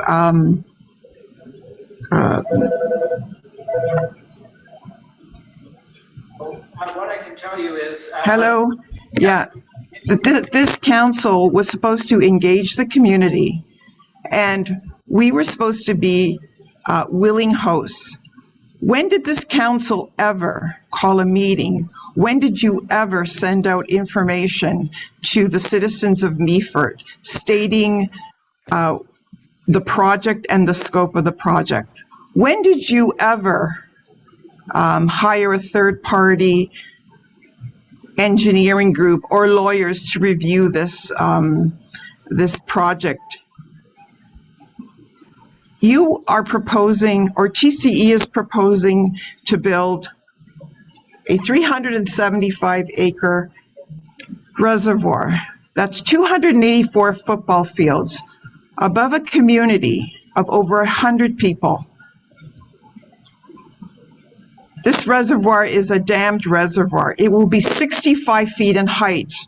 It will be 13 feet below grade. The closest home is 0.67 kilometers, and there are hundreds of homes surrounding this site.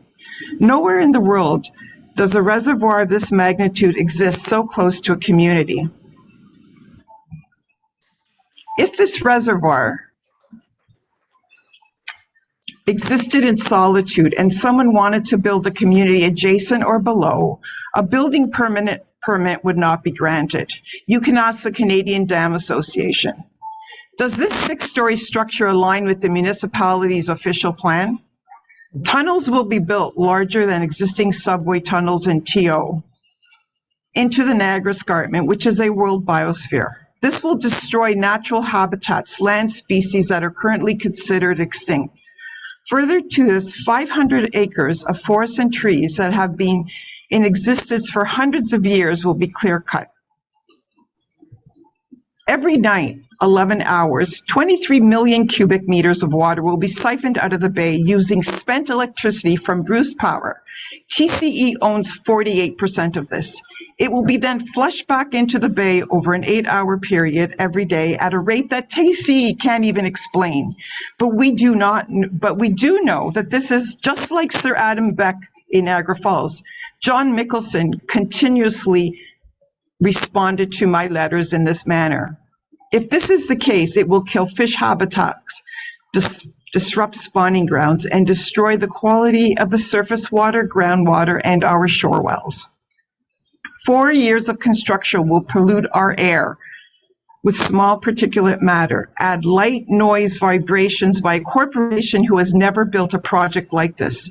They are not responsible, they have a bad reputation, and notably numerous environmental infractions, and manage projects with exorbitant cost overruns. Are there benefits to this project? TCE, formerly TransCanada Pipelines, builds pipelines, not pump stations, on a site designed for a tank range and tank training. Are there benefits? It will destroy the environment and crystal clear water of Georgian Bay. It will use 30% more energy than it generates. Enough power to power a city the size of Barrie every day. It will cost $5 billion more to generate 700 megawatts of power funded by Ontario taxpayers. This is just not about Meaford. This is about Meaford and Southern Georgian Bay and the Ontario taxpayers. Ontario could import 2,000 megawatts of power from Quebec at a cost of 80 million. That's twice as much power for 2% of the cost. Jeanette, you're at the end of your time. I'm sorry. Okay. Thank you very much.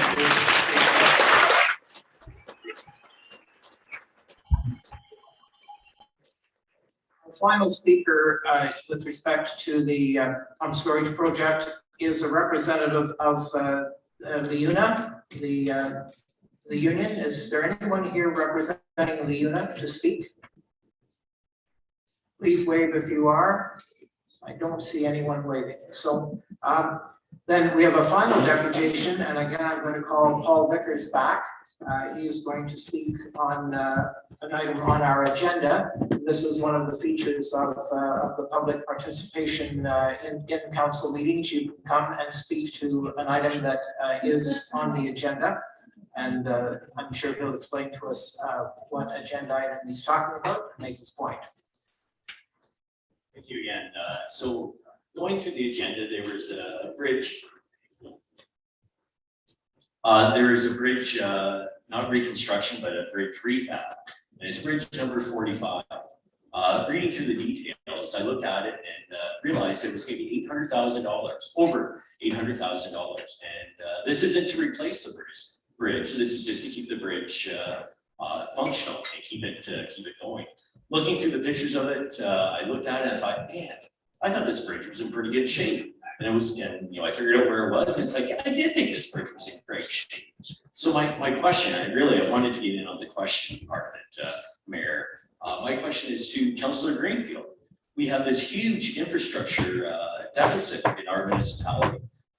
Will you look at every possible way of finding ways to pay for this this infrastructure, as opposed to taking it out of taxpayers' pockets?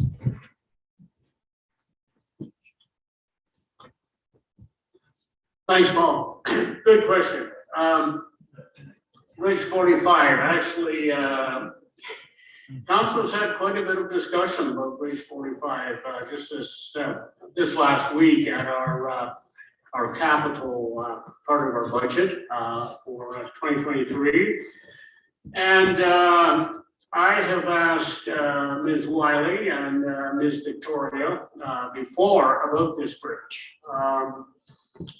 First of all, it's a bridge that we could do without because of its close proximity to County Road 112. All the residents on that side Road 13 could get to their properties from the east. And I brought this up and had very good answers. The bridge, I agree, it's a beautiful bridge. I go back to when this bridge was built. It was a great asset. Apparently, the real problem on that side is not Bridge 45, but it is the bridge east of that. You know how the river curls around within about a mile and prompted a need for two bridges, two fairly big bridges. The bridge east of that, and I better not, I could only have to guess at the number anyway, you're familiar with it. It is in considerably worse shape than 45. And it was on our SOTI report for it may have to be closed in the not too distant future. So the best option, and it's coming up again this afternoon, we'll discuss it, but it seems like the best option is to keep Bridge 45 in good shape, to repair it, so that it can be left open, so the bridge to the east of it, if necessary, in 5-10 years, that would be the bridge to be closed. That is the most vulnerable structure of the two at this time. So you're right. It's tax levy. It's big tax levy. We did get a little bit of grant money for it, but that's what was discussed at the tax during the tax discussions, and I thought it was a very, very reasonable answer from our ladies involved in the infrastructure, and that's where we are as of this moment. Now, a little later in our agenda, we may do some research, we may make another decision, but that's hopefully helps you a little bit to understand where we're at. I guess, Harley, what my point is, will you look at all possible ways of increasing the levy into the municipality to pay for projects like this? I want to make sure we don't close our eyes to any ways of increasing revenue, not just decreasing services or taking bridges out. So that was my commitment that I'm looking forward to this council, is to look at all the different ways of increasing that levy, whether it be industrial or commercial or anywhere else that you can possibly find it. If it's safe, I would hope the council would look into it and take advantage of those situations, only if it's safe. Thank you very much. Thank you, Mr. Peters. I just want to say that, I was a councillor for 4 years, during which there was never any kind of open discussion about TCE's project.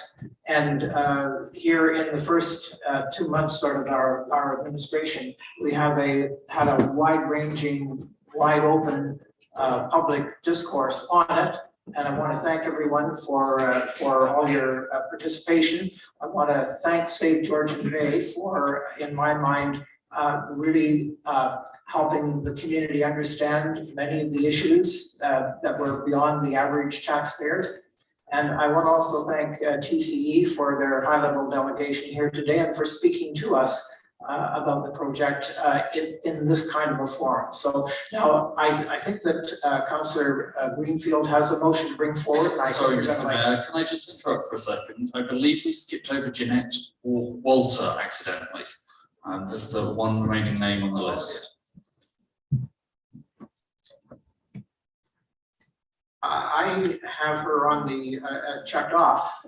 I think you may have checked her off when Miss McKellar was on the online. Sorry, so is she in the audience or? Oh, please come forward then, and I do apologize. I was probably concentrating on the pronunciation of some of the names.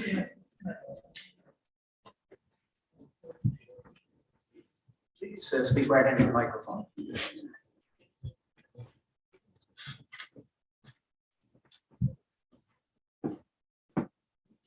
So thank you for the opportunity to speak today. I'm very strongly opposed to this project. We've had some wonderful greenwashing, and for me it comes down to ethics and greed. I think the two words that would sum this up for me. So just yesterday I was talking to a young man from Cape Croker, an Indigenous man, and he was talking about his family had 2 properties on the expropriated land, and just how disappointing it is that this land was been considered to be used for such purposes as TCE is proposing. And we're talking about truth and reconciliation, and we're talking about land acknowledgements, and empty words. The discussion I had with him, and I had nothing to say. I was like, I agree, empty words. So this motion today looks like TCE is looking to say that they're a willing host community. So, we've had so many issues, and for me the environment is a huge one because it couches everything else. Without the environment, we have nothing. We are nothing. We need healthy environment just for our basic existence. And so for me, all the other issues still boil down to, we have to have the environment underpinning everything. So can we so easily just toss aside our ecological considerations because there's some money to be made here? We could get a new bridge perhaps. So I just, like, where are the ethics? And, you know, one thing I heard, it was on a CBC show actually, they were talking about how many disciplines in university now, particularly technology, ethics isn't even discussed anymore. And that's a key piece here. We're throwing so much away because we are not thinking further than here and now. How are we going to build that bridge? Who's going to pay for it? What wonderful opportunities. Our environment has been seen as a blank slate for developers, whether you're developing, you know, engineering projects or, you know, other infrastructure. They can only keep doing that. That's their only purpose for their existence, is to keep on going, to keep on creating, to keep on making, and just looking for more and more and more and more land. And yet we pride ourselves on being a rural municipality. Where do we draw that line in the sand and say, we respect our rural heritage here? What is rural? What does it serve us with? How are we served by being rural? What starts happening if we keep saying yes to, I mean, there's so much development around, and then there's this huge project too. Where is that line in the sand before we stop being rural? Because we've destroyed it. It's, nobody's talking about this bigger scale of the environmental destruction that we're witnessing. Anyway, I've been rambling. We live in a beautiful place, and that beauty is because of its natural heritage and the natural features that are here. And once the base doesn't fall under the Niagara Escarpment Commission, we all know it's a part of the escarpment. And what I'm seeing here is there's kind of a loophole. It doesn't fall under the Niagara Escarpment Commission because it's federal land. However, if the federal use is no longer there, why aren't we discussing then, you know, creating a park or asking, you know, the Indigenous people, what would they actually like to see happen there?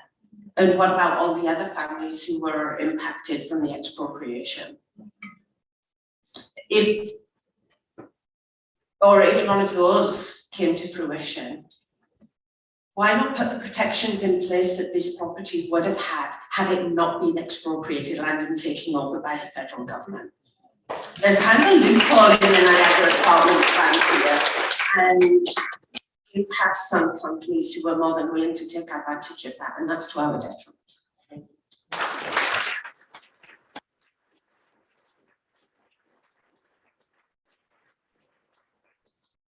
you, Jeanette.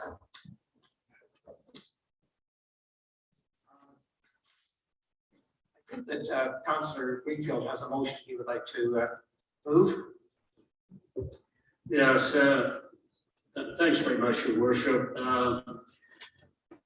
I'm going to move the council, the municipality of Meaford, hereby waive section 21.1 of the procedural bylaw regarding the order of business, and moves item 10.2A prior to item 6 on the agenda for immediate consideration. So basically that means that council will be discussing the notice of motion. Yes, seconder for that, Councillor Porter, all in favor? So at this time, I'm thinking that there will be some procedural issues as we proceed here, and I think I'd like to put a motion on the floor to invite our CAO and our clerk to join council, just so that we can consult with them more readily as we move through the next phase of the meeting. Secretary for that, Councilor Deputy Mayor Feeny, all in favor? That is carried. So I will invite Mr. Armstrong and Mr. Smith to come up and join us here.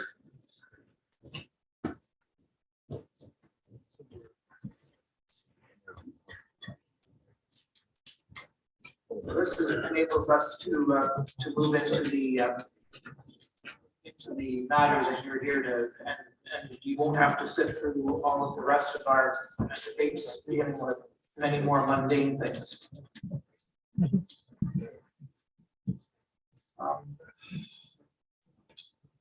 So at this point, I think we're going to put some amendments on the floor. We need to put the main motion on the floor first, please. Sorry? We need to put the main motion Yes, on the floor okay. first. You're ready to go ahead? I will move the main motion. We need a seconder. Councilor Bell, all in favor? Carried. No, sorry, Mr. Mayor, we just need to put it on the table. We need to discuss it before we can vote. You're still too far away. What did you say?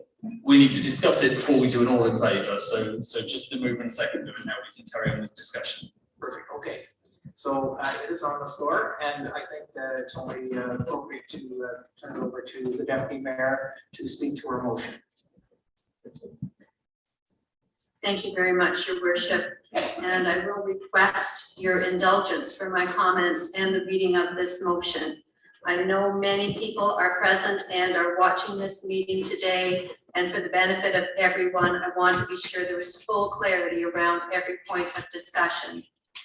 First of all, I want to thank the many residents, those of you who are here today and who have taken time to share your concerns and opinions with us, and the many who have also taken time to communicate with this council on this motion. Whether you are in favor of or against this project, we appreciate the time you've taken to reach out to us. And in speaking for myself, although I have not been able to respond to everyone, but please know that I have read your emails and they are appreciated. This motion before us today is one of the most important undertakings that has ever been before your municipality of Meaford Council. I believe many of you are wondering, why now? What's the urgency? Aren't we giving up our leverage by offering conditional support at this point in time? I would respond by saying the municipality has been engaged with TC Energy since 2019. The previous council passed 2 motions to move the relationship forward, and I believe now it's time to move today's motion, the 3rd motion. The previous council took the stand that we would that we would have all environmental assessment reports reviewed by a 3rd party, and that we would begin discussions on a community benefits agreement. Now it's time for our council to move the community benefit discussion forward, and as well instruct Mayor Kintner, as suggested in the motion, to provide a letter of conditional support to the Ontario Minister of Energy. There are many conditions attached to this motion, and it does speak to short, medium, and long-term benefits for the municipality of Meaford. Councillors are presently involved in sessions to develop our strategic priorities, which will reflect on the activities that will shape the future of this term. We want to advance Meaford, but we don't have the financial capacity to make many of the things that we'd like to happen. The potential economic impacts of the TC Energy project are massive. Our local businesses will benefit. This will bring new residents and much needed new businesses to us. Our employment lands will open, jobs will be created, and the financial impact to the municipality of Meaford will be significant. I want to see the community benefit discussion process be engaging to the residents of our municipality. Everyone should share in the opportunity to make our community a much better place to work, live, and play. I also believe that we should officially establish ourselves as the host community for this project. We could be at risk of losing this status if we don't begin to establish a positive relationship with TC Energy. I will read the motion at this time, and I do ask my fellow councillors to share their thoughts and hopefully their support for this matter before us for decision. The motion. Whereas in 2019, TC Energy made public its plan to construct and operate a major 1,000 megawatt hydroelectric generating facility centered on zero emission electricity generation technology known as pumped storage, related works and undertakings on lands within the municipality of Meaford. Whereas in 2020, the Council of the Municipality received and reviewed report CAO 2020-03 and unanimously declared support for the proposed facility proceeding to the applicable approval processes, led by environmental assessments and impact assessments, including impact assessment under the Federal Impact Assessment Act. Whereas in 2021, the Department of National Defense determined that the proposed facility could be located on a portion of land within the 4th Canadian Division Training Centre in Meaford, subject to conditions. Whereas in 2022, the Council of the Municipality of Meaford discussed the offer by TC Energy to provide community benefits to the municipality in relation to the proposed facility, including council review of report CAO 2022-33 that included a draft framework for a community benefits agreement. Whereas in 2022, the Council of the Municipality completed the 10-year review of its official plan and related community engagement, resulting in adoption of Amendment 34 to its official plan to guide physical change and development across the municipality for the next 25 years, continuing the municipality's environment first planning policy and prioritizing infrastructure that addresses sustainability and climate adaptation.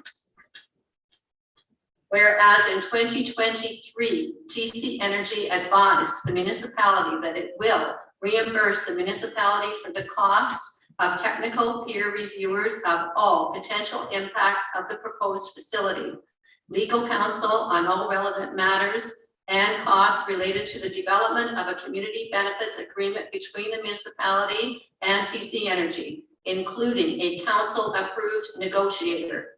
And therefore, be it resolved that the Council of the Municipality of Meaford hereby provides conditional support for the construction and operation of a 1,000 megawatt pump storage facility to the Provincial Minister of Energy, subject to the following conditions.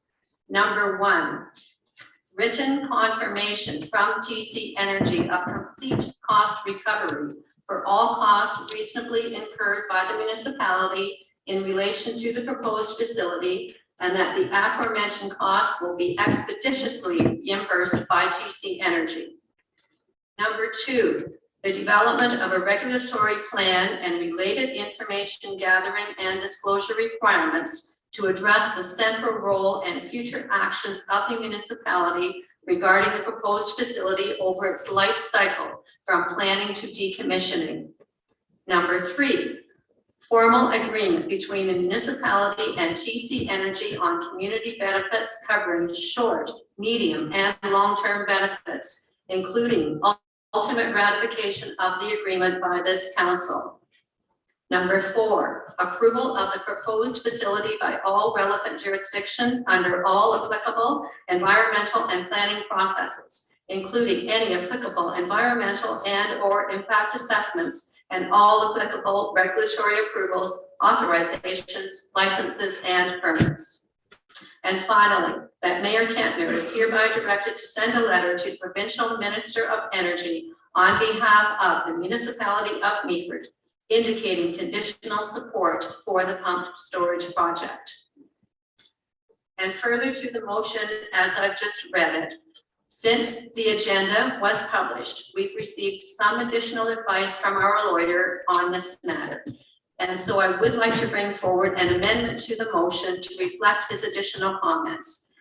The amendment I bring forward reads as follows: that the motion be amended to replace the words "and planning" in clause number 4 of the enacting clauses with "energy and land use," and to add an additional enacting clause prior to the final clause to read that the community benefits agreement shall include both community benefits and mitigation for project-related community impacts. You would need a seconder for that, yes. Is there a seconder? Councillor Bell. Is there any discussion? I don't believe that's possible. We are in session and you are part of the audience now. You're not a speaker. So I don't think that's within the. We've gone through the public participation part of this agenda, and so this is now a council meeting. The council, other people who are discussing, so there is no further input from the audience. Yes, the reason I asked for that because this was not the original motion. You were saying it's for fairness, for due diligence, we would like to have time to talk about this. Because Wednesday when the agenda came out, the motion was there, not the same. You have the fact concern with the lawyer paid by PCE, and we have the right to know who to ask what we know. I think if you would just listen, you will hear exactly, well, you have heard the amendment. And you're going to hear the discussion the council has on it. And So my point is that I hear your point. We're having a divorce. We agreed on something, and then we're going to the lawyer, and then we said we're going to change the word. So I said, hold on. Let me have a chance to. Your advice here. It's what I'm asking. I think my advice is the same as it will be in any meeting. There are always motions on the agenda that come onto the floor, but then council has the right to amend them if they wish to, and they do not have to, but they can discuss that. Sorry, this is what I'm asking. If one council member, I want to know who wants due diligence. Give us a chance. If one council member can propose that, Yeah. Mr. Leon, I can't hear what you're saying, and you don't really have the right to a microphone at this point in time in our session. I understand your point, and we'll actually discuss that before we vote on it for sure. So I wonder if everybody has heard that motion. I think they did. So let's. Councillor Bartley. Thank you, Mayor Kentner, and thank you, Deputy Mayor. Now, you mentioned that the municipality's lawyer has provided advice. Is it possible for council to hear from the lawyer directly?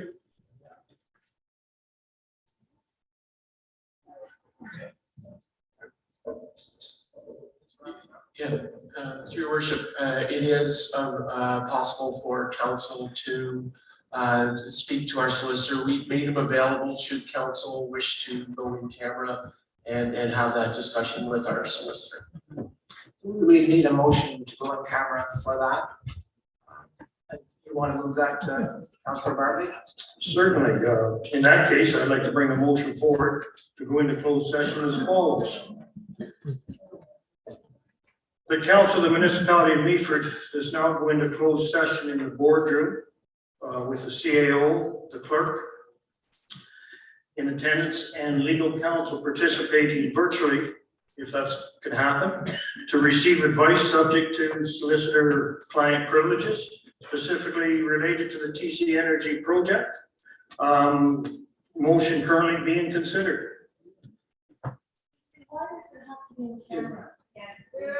Is there a seconder for that motion? Seconded by Councillor Ewing. All in favor? So now I would just like to tell the audience this will be a short meeting. I think we do need advice from our solicitor, and I just encourage you to that we will not be terribly long. but we will clarify the situation and be back to you shortly.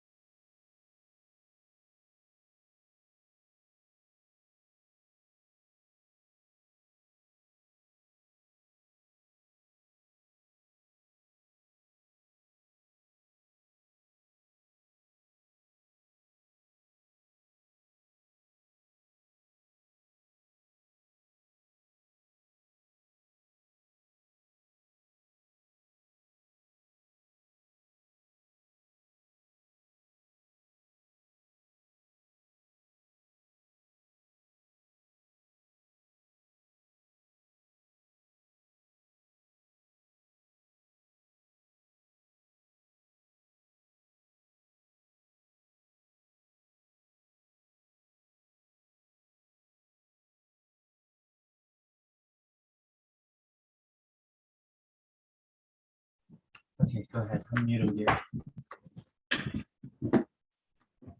Just like the old days of the radio station, I was waiting for a hand cue from the sound guy, so.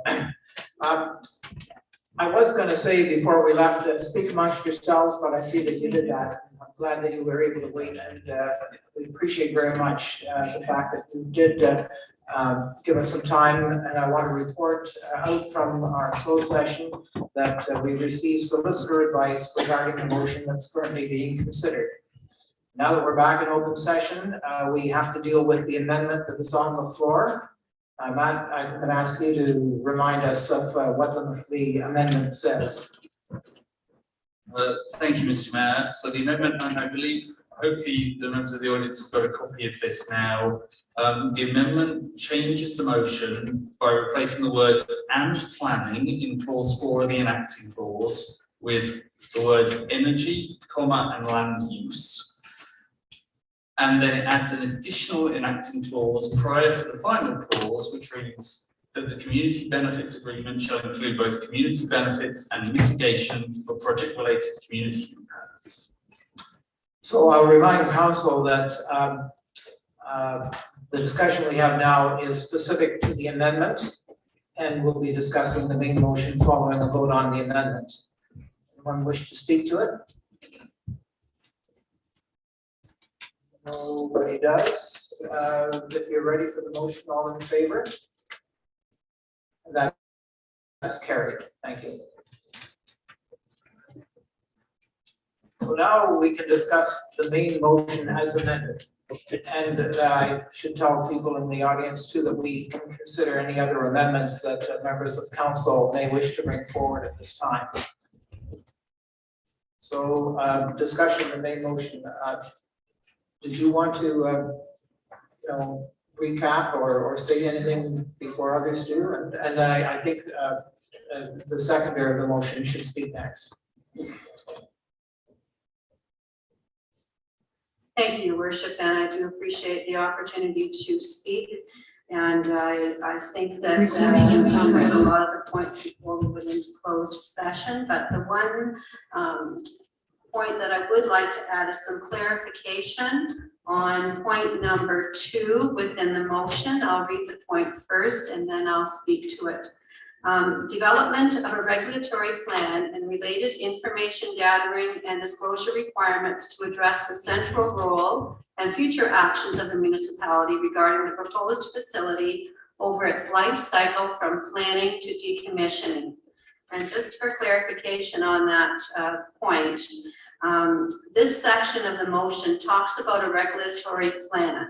And I just want to, as I say, clarify what that clause means. These words were recommended by our legal counsel. In essence, the wording makes support for the project conditional on the municipality retaining the right to regulate the project in appropriate ways through its existence to the limits permitted by law.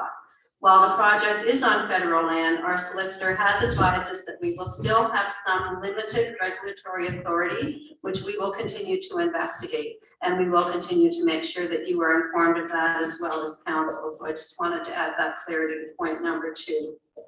Thank you, Your Worship.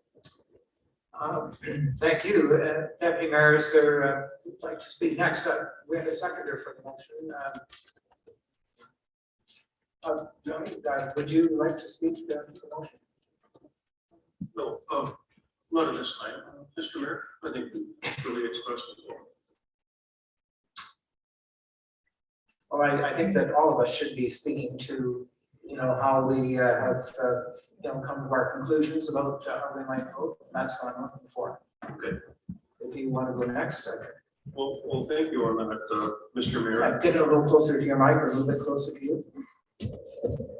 Thank you, Mr. Mayor. I moved the microphone obviously closer to myself. I have been soliciting for some tons and no one has seemingly come through. I rushed my lunch this afternoon, and if I'm speaking and there's a bit of a, hiccup in between, I'm looking for some tums. Anyway, I want to thank Shirley, our Deputy Mayor, for bringing this forward at this time. This room full of people today tells me that we have a very engaged community, a community that does care dearly about where we live and where we call home. And I want to thank Shirley for putting something down to start the conversations.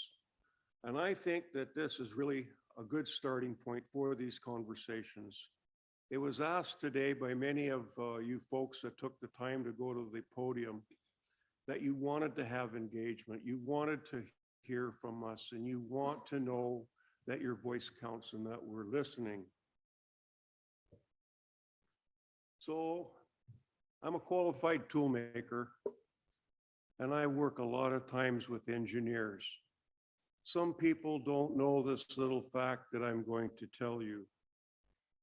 An engineer generally has a ring on their finger. And I have asked our own member of staff, who is an engineer, if I could see their ring. And I was shown that ring.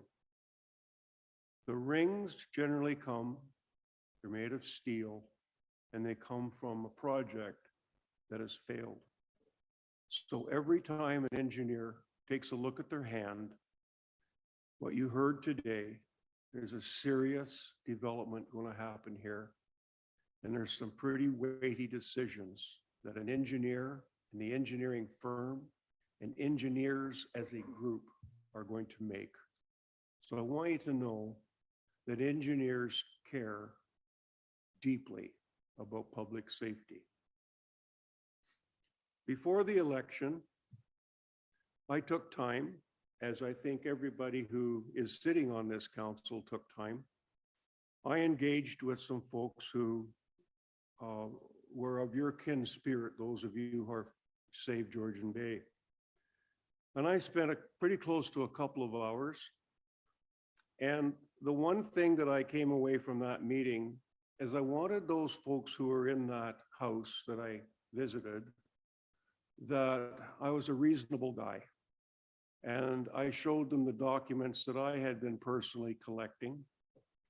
to formulate my opinions as they asked me for my opinion in the kitchen. But seemingly, talking to myself and how I ended my conversation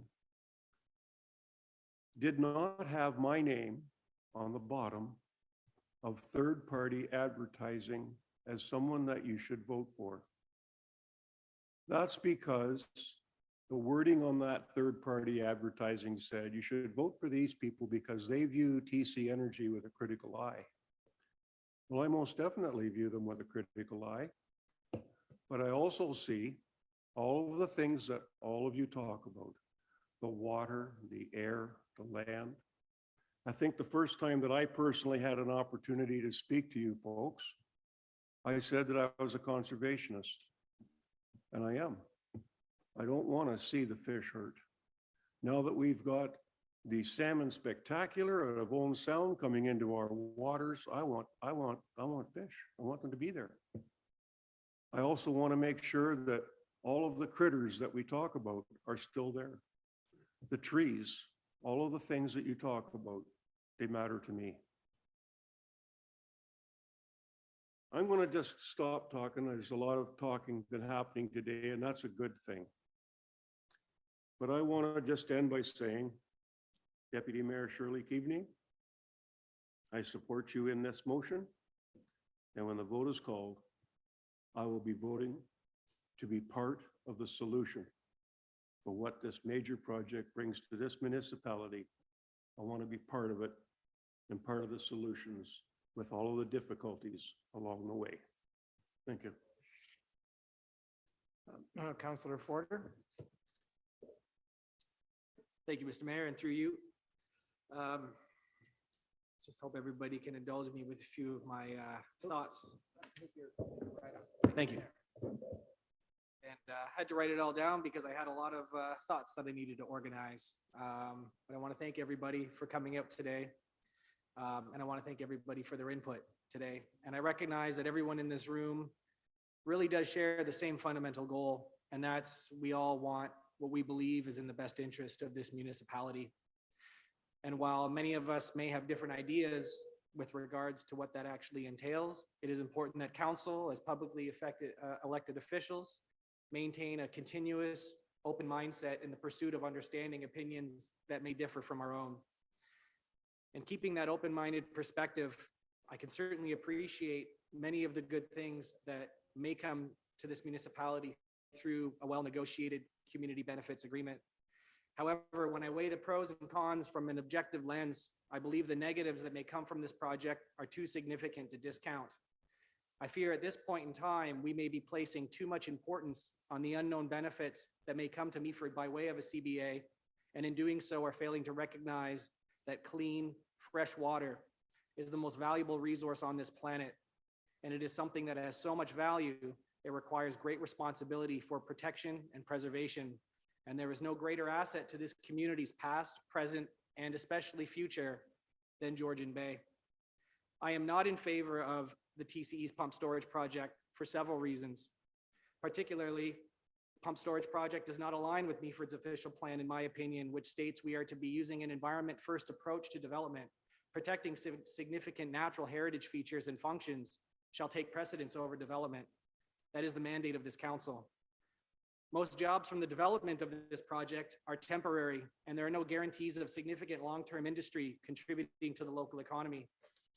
The IASO has already concluded once that TCE's proposal did not provide sufficient value to Ontario's electricity consumers, as the pump storage project will consume 30% more energy than it generates. There are less environmentally harmful and more cost-effective energy alternatives that do not require daily pumping and flushing of 23 million cubic meters of water. And the pump storage project is not a zero emissions project. Carbon emissions from construction vehicles and production of cement alone will be in the hundreds of thousands of tons at a minimum. How long will this pump storage project need to be in operation to offset this? This is not an environment-first approach to development. Georgian Bay and the surrounding lands are also home to a number of endangered species, and further habitat loss will have a continuous negative impact on them. And right now is the first time that this recently elected council as a whole has sat in the same room to discuss this pump storage project in any meaningful capacity.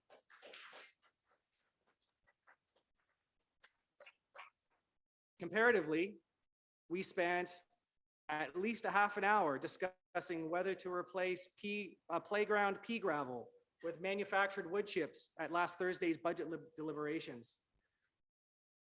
The consequences, whether positive or negative, of our decision here today will affect the residents of Meaford for the next several generations. This council owes it to our constituency to take a step back and do this the right way. While I do not support this project, if it is the will of council to vote in favor of this proposal, I will respect their decision, as I respect everybody at this table, and I will do my absolute best in my continued effort to support the residents of this community through a highly critical environmental lens. That's all I have to say. Thank you.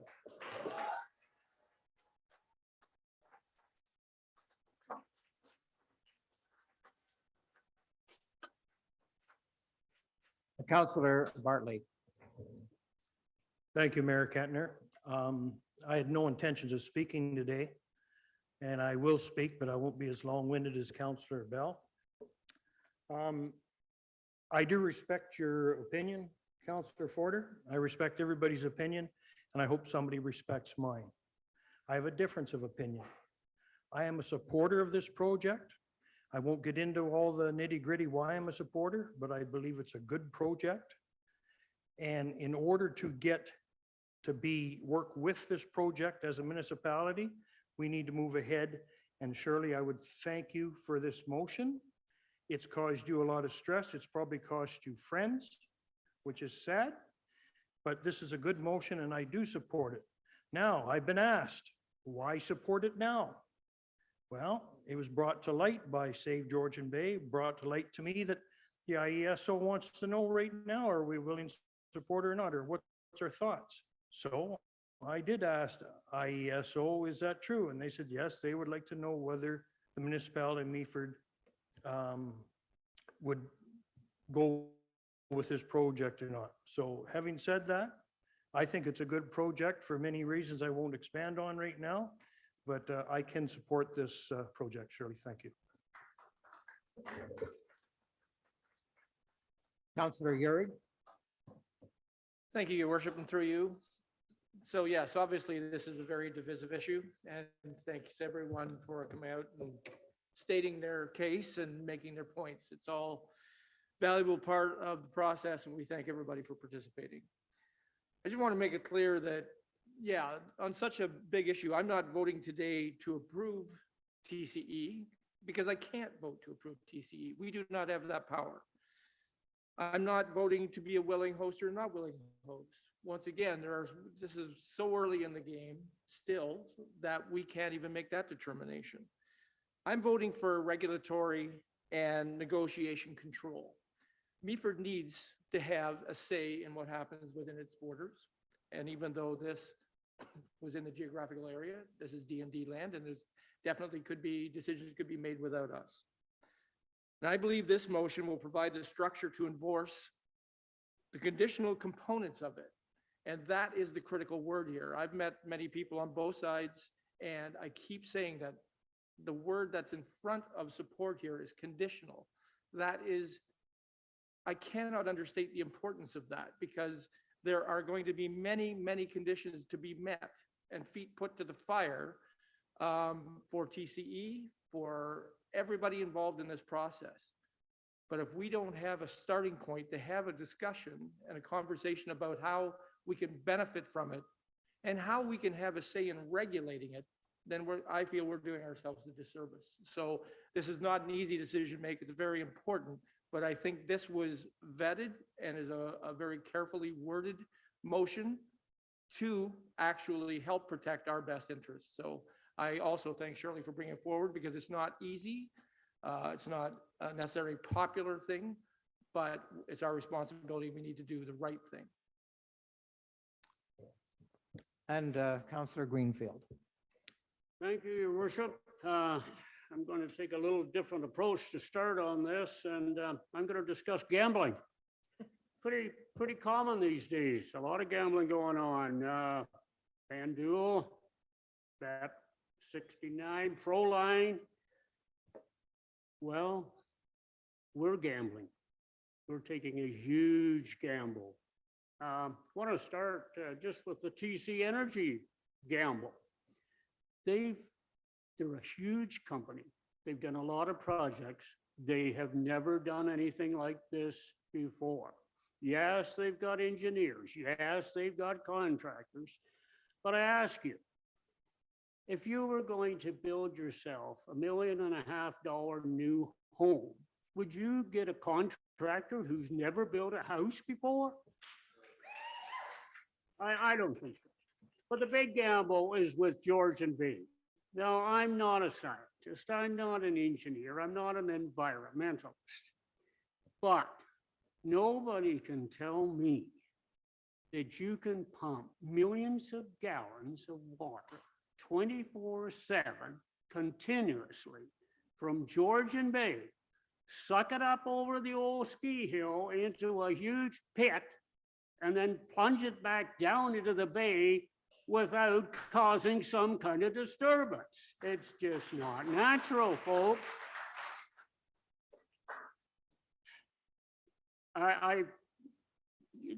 This motion, or at least some form of motion, had to come forward, has to come forward, had to come forward eventually. I think this is too soon. I think we're moving forward too fast, this is a major commitment. I'm hearing it's, small stuff. It's, part of the process. I don't see it this way. I think this is the start down a road which there's no return from. And I'm not ready to do that today.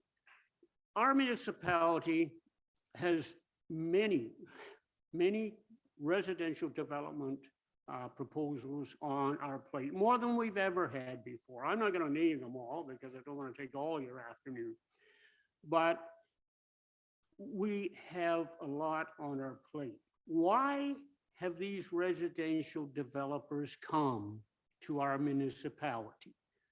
Was it so they can build beside a pump storage project? No, it's because of George and Bay. That's the attraction. And again, we're gambling with it. I hear too much about TC's promises of financial benefits for the future. Yes, they're a factor. Hey, I've been on council 23 years. I know about finances. We have to have them. And unfortunately, we always have to have more. But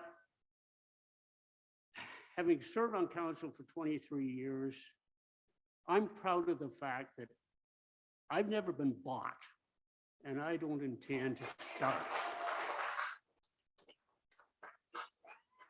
I am not willing to gamble away our most precious jewel, and that's George and B.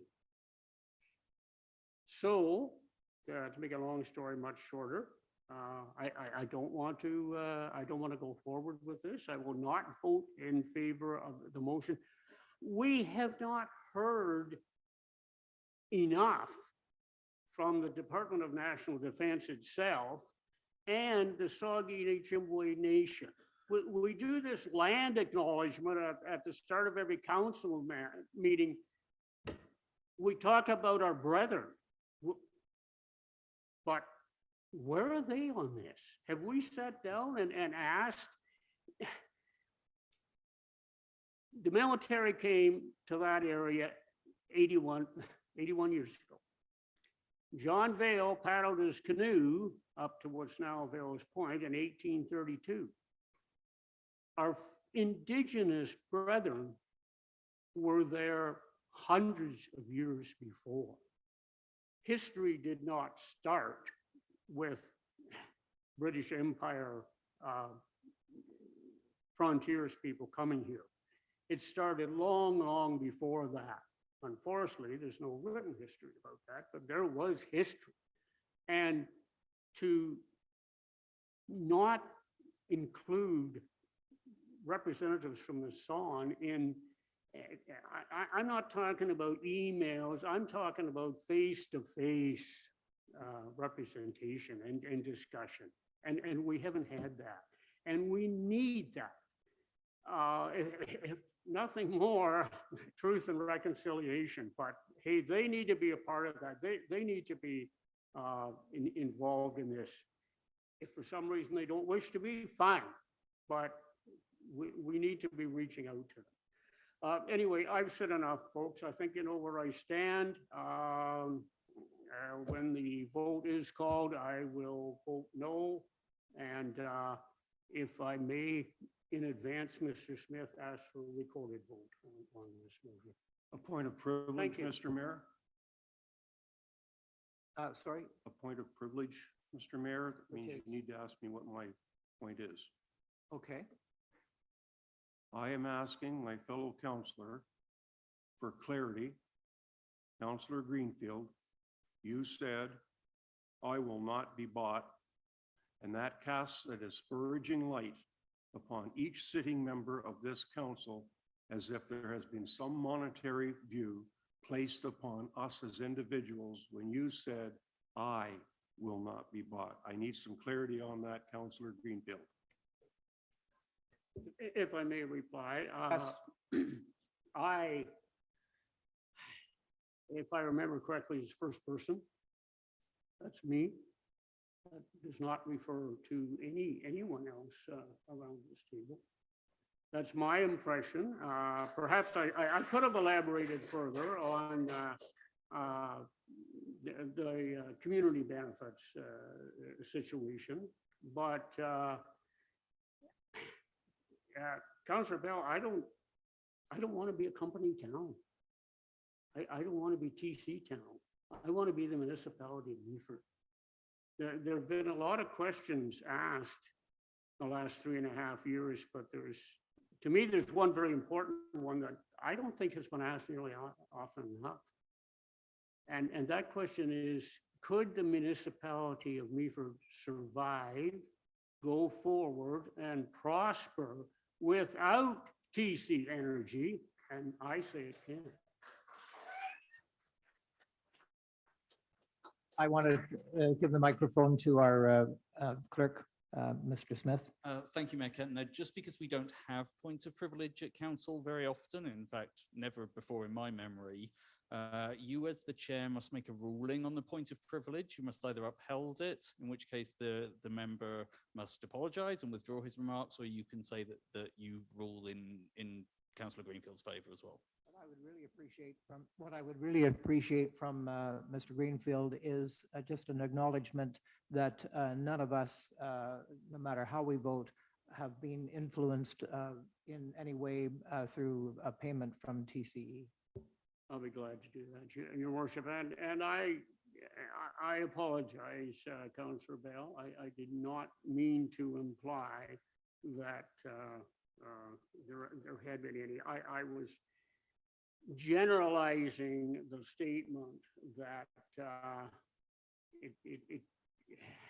it seems to me that up until a few weeks ago, there was quite a bit of difference of opinion on this council about this project. And ever since an abundance of community benefits have come forward, it seems to me that there's been a number of opinions have changed on the project. Again, that's my opinion. I'm speaking for myself. If I have slighted you or any other members of this council, or have suggested that there has been any kind of financial collusion going forward, I withdraw that. Thank you very much. Suggestion completely. Thank you.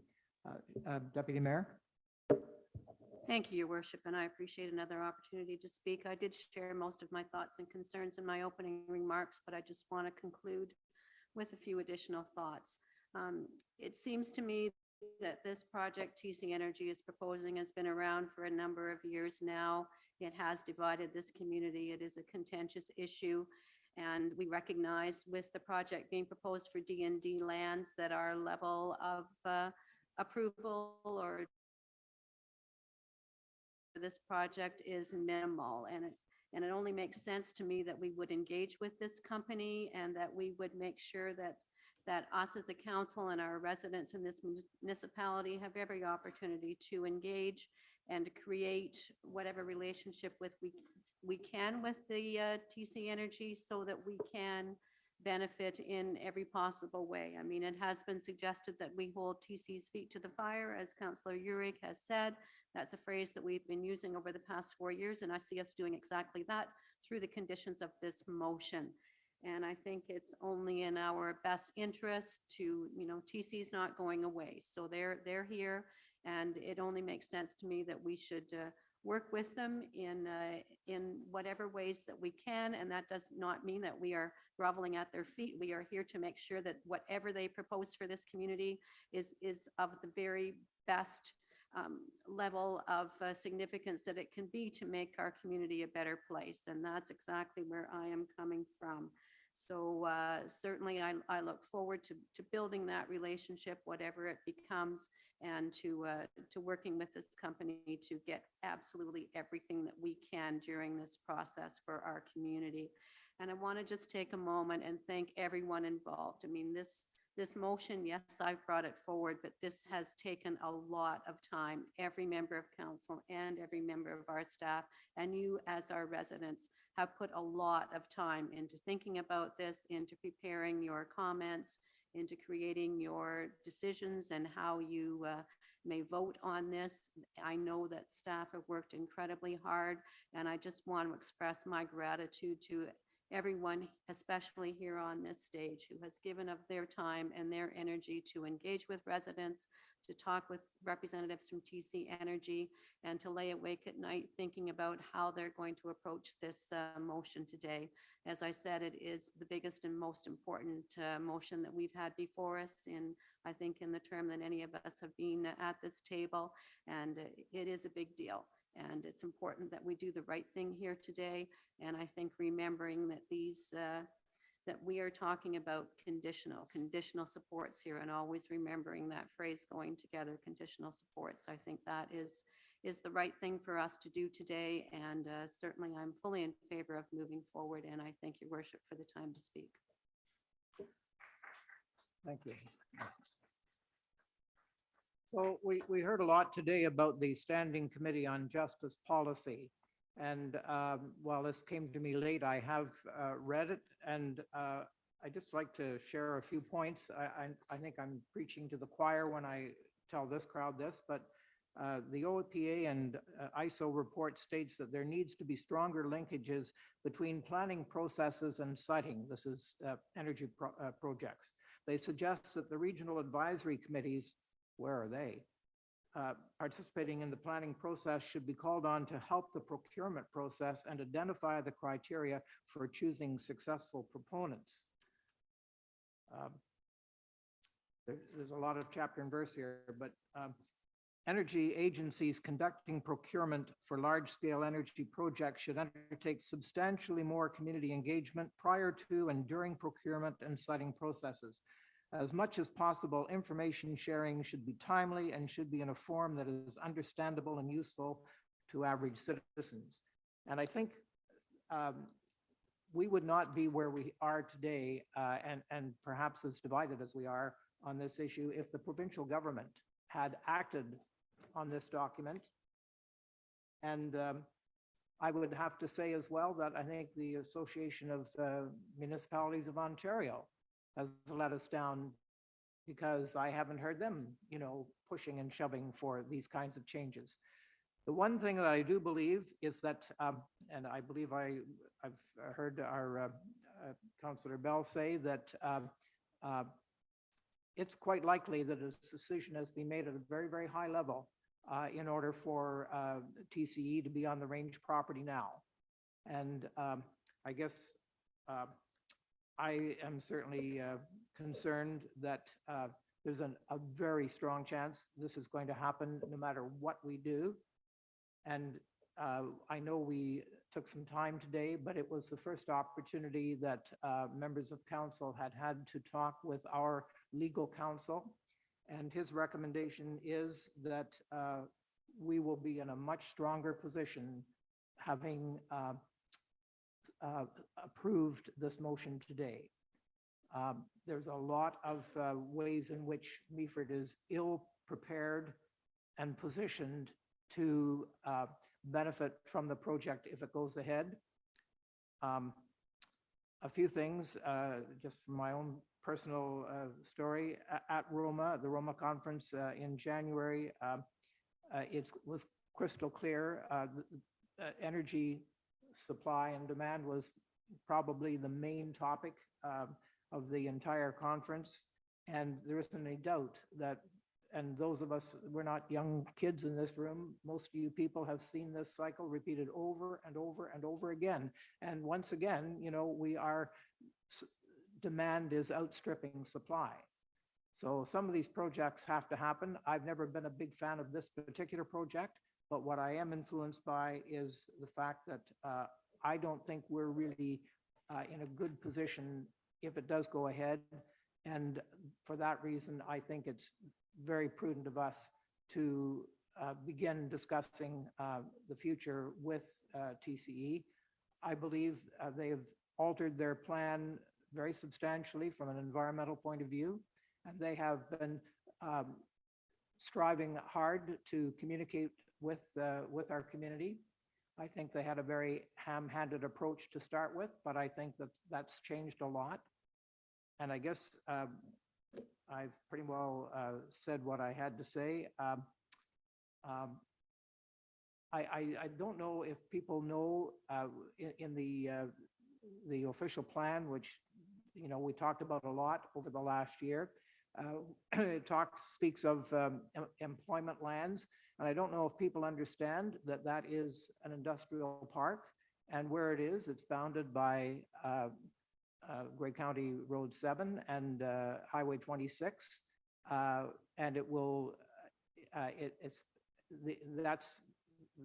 surrounds it, and Muir Street, and the area that would be developed begins just south of the Presbyterian Church, Knox Presbyterian, and goes to Muir Street, and there's also land on the south side there. And I think that I know there are local entrepreneurs who would like to establish there, but it's properly zoned, it's ready to go, but it's not serviced. And I'm not sure that after the budget discussions we've had, there's going to be any possibility of us servicing those lands in the foreseeable future. So I think that that's one of the kinds of benefits I would like to see Meaford get. I want Meaford to be a place where, yes, kids go away for higher education, but I don't think they should have to wait till they retire to come home. I'd like them to be able to come home to some good jobs. And I think there's a possibility, a strong possibility that we can attract, and I know that TC Energy will help us in terms of directing supply chain companies and project offices and so forth into our industrial park. So for a lot of reasons like that, I'm in favor of this motion. Again, I reiterate, thank you for your patience when we conferred with our solicitor today, but he is definitely of the opinion that we are well advised to make this move today and start developing a relationship in which, because we have lots of questions for TCE, and we're going to hold their feet to the fire, and we want to find out a lot of information and share it. Again, I think that we should, if the province had done what it ought to have done after, you know, the bloody mess of the gas plants in Oakville and Mississauga, we wouldn't be in this position. But we're doing the best dealing with what we have. So with that, I'm going to call the motion unless anyone else wants to comment. Matt, you have a thought? Just the Councillor Greenfield asked for a recorded vote, so when you're ready, I will do that. Okay. Go ahead then, thank you. So just to remind folks, because lots of you won't be experiencing this regularly, when a councillor requests a recorded vote, we go through by name and they must audibly give their yes or no answer, which then gets recorded in the minutes specifically. We always start with the person who requested the recorded vote and then proceed alphabetically through councillors, followed by the mayor and the deputy mayor. So the motion on the floor relates to the conditional support for the construction and operation of a 1,000 megawatt pump storage facility, as was amended earlier in this meeting. So I'll start calling the vote with Councillor Greenfield. No. Councillor Bartley. Yes. Councillor Bell. Yes. Councillor Forder. No. Councillor Urick. Yes. Deputy Mayor Keaveney. Yes. Mayor Kentner. Yes. The motion carries 5-2.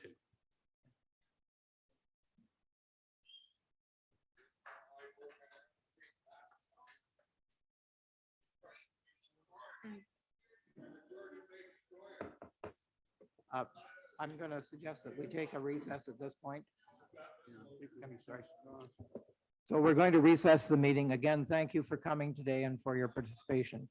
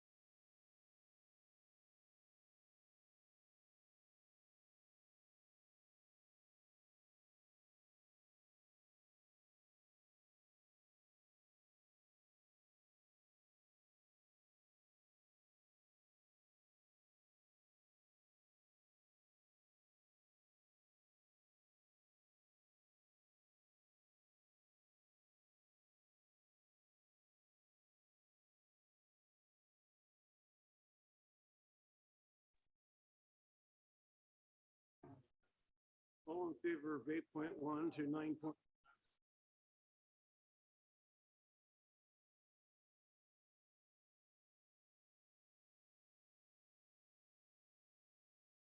Yeah, I think Ross is trying to call everybody back up.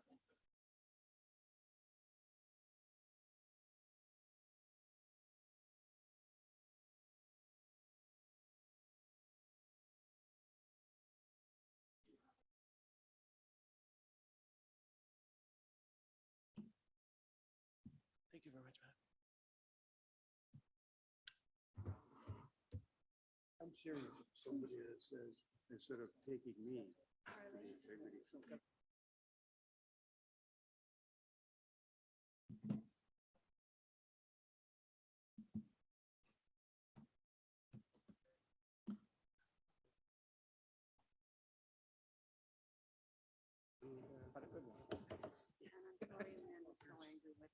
Okay, so,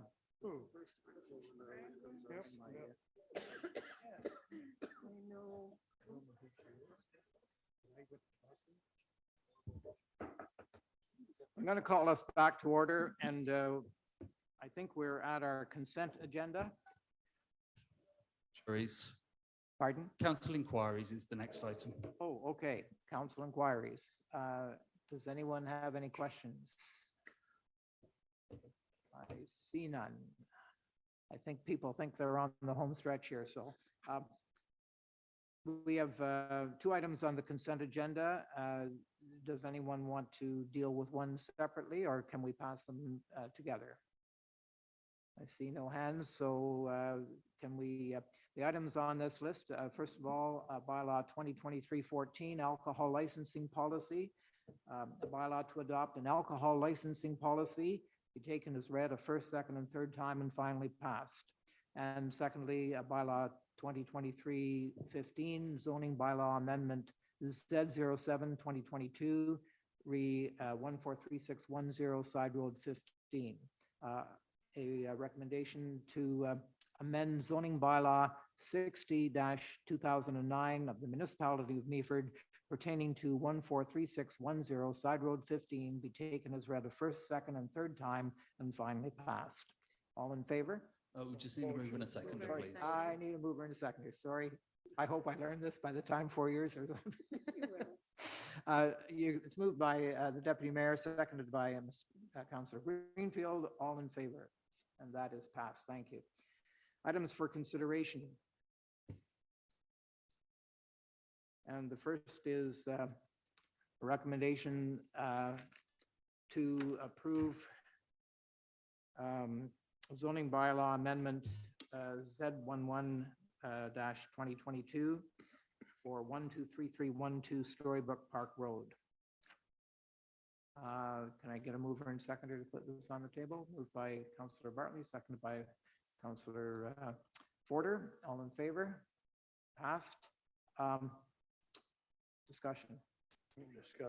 Any questions? So we can't have discussion after we've passed something. Sorry? Oh, you just had the vote and said passed, so we can't have a discussion now. We've got to move on to the next item or reconsider what we've just done. Sorry, oh, okay.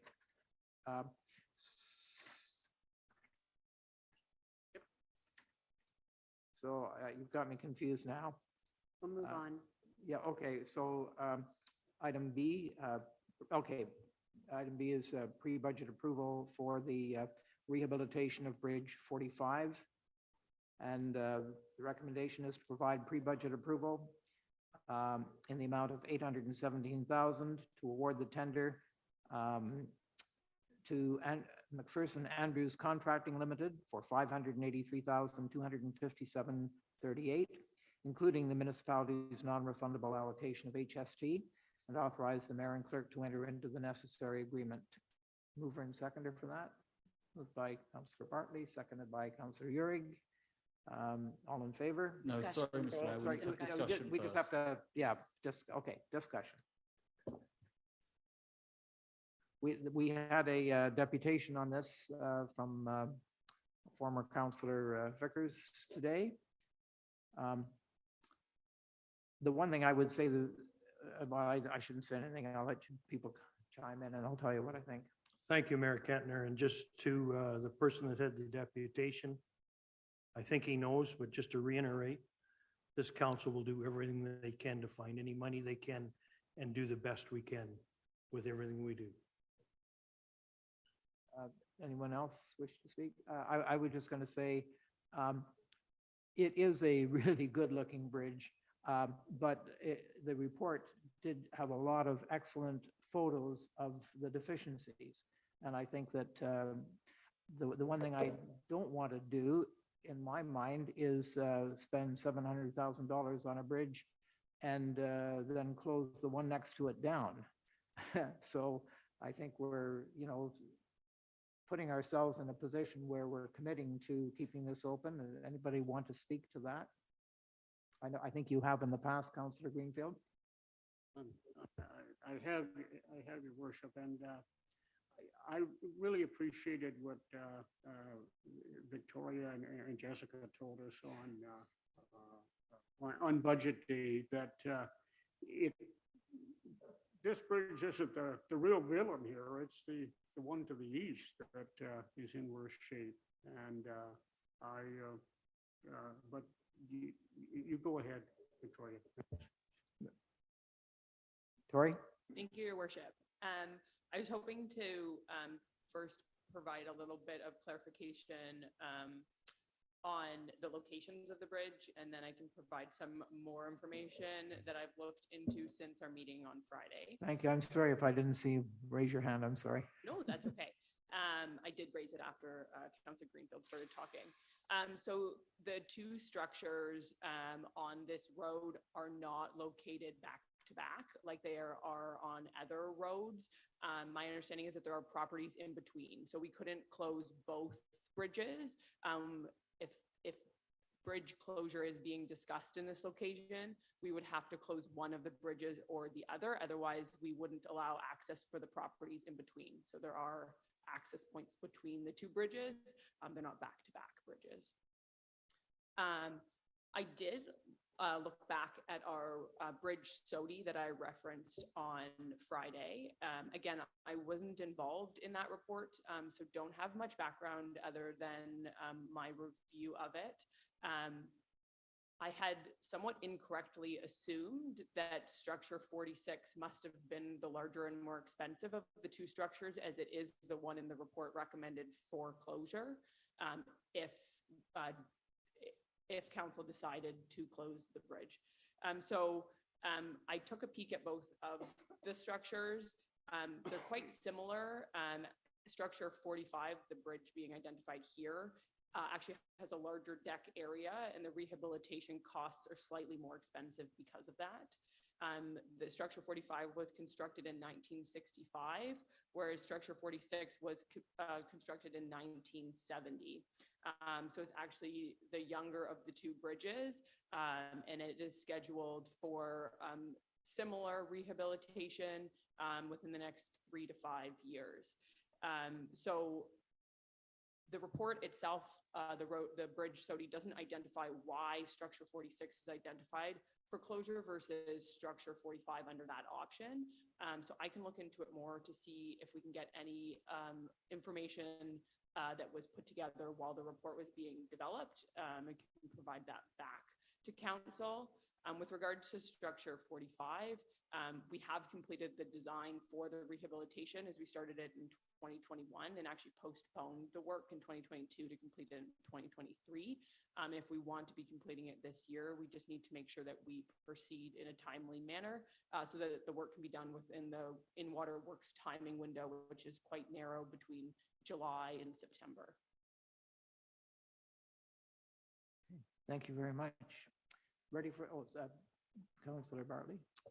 Thank you, Mayor Kentner. I think we should approve Bridge 45, and when it comes to 46, we'll cross that bridge when we come to it. Well said. Ready for the vote? All in favor? Carried. As long as it's not a bridge too far. And now item C is pre-budget approval for the chiller and brine pump replacement. The recommendation is to provide pre-budget approval for the arena chiller and brine pump replacement in the amount of $150,000. Approve the single source award to Simcoe Refrigeration for $151,515.55, including the municipality's non-refundable allocation of HST, and authorize the treasurer to transfer $1,515.55 from the Facilities Reserve Fund to fund the portion of the approved budget, and authorize the mayor and clerk treasurer to enter into the necessary agreement. Motion to put it on the table. Councillor Bell, seconded by Councillor Urick. Discussion. Councillor Bell. Thanks, Mr. Mayor. So it's pretty obvious that if we don't do something down at the arena, we just don't get to make ice. And reading through the report, I mean, that particular portion of the equipment is quite aged, and it's served us quite well. And I'm sure that along the way, there's been a lot of maintenance done on it. I think I was on council when they did the headers at the end of the arena to underneath the cement. So this is just a major part of the whole deal. And if we're going to keep that arena going, doing this, it looks like we need to purchase these items. I don't see any other, oh, sorry. Councillor Porter. Thank you, Mr. Mayor, and through you, I agree with Councillor Bell. The brine pump was it's from 1977, and the chiller is from 99. And they are all at or exceeding their life expectancy, and ice is a really important asset to this community. So I think this is definitely a worthwhile purchase. Thank you. Ready for the vote? All in favor? Carried. So we need a motion to move into committee of the whole at this point. Moved by Councillor Urick, seconded by Councillor Greenfield. All in favor? I don't know if we even have to ask that. So community services, the fire annual report, and our chief has stuck with us all this time. We had a great report. Is there any discussion? Go ahead, Councillor Hartley. Thank you, Mayor Kentner, and I'll wait for the chief to get to the mic. But my question being, medical is the #1 calls that go out pretty near by any fire department. Second is alarms. Can you assure me, chief, that if somebody has their alarm go off falsely several times, that they will be charged? At this time, we haven't had enough alarms in a single residence to warrant a charge. Those alarm calls have literally been across the municipality. We do have it written into the bylaw that if it becomes an issue on a particular property, that we do have the capability to do so. Thank you, sir. Councillor, Deputy Mayor. Thank you, Your Worship, and thank you, Chief Allen, for your report. And I think of this question because of a recent report we had at County Council involving our paramedic services. And the report suggested that within Grey County, so we'll have to perhaps consider that for the municipality of Meaford, but there's an anticipated growth of 5.7% per year in the call volume for paramedics expected over the next number of years. So that makes me think in terms of our own fire department and the growth that's happening in Meaford, are we anticipating a level of increased calls over, a next, however many years you choose, say 10, for example? And if we are, what kind of plan are we creating to address that, being prepared for that increased call volume?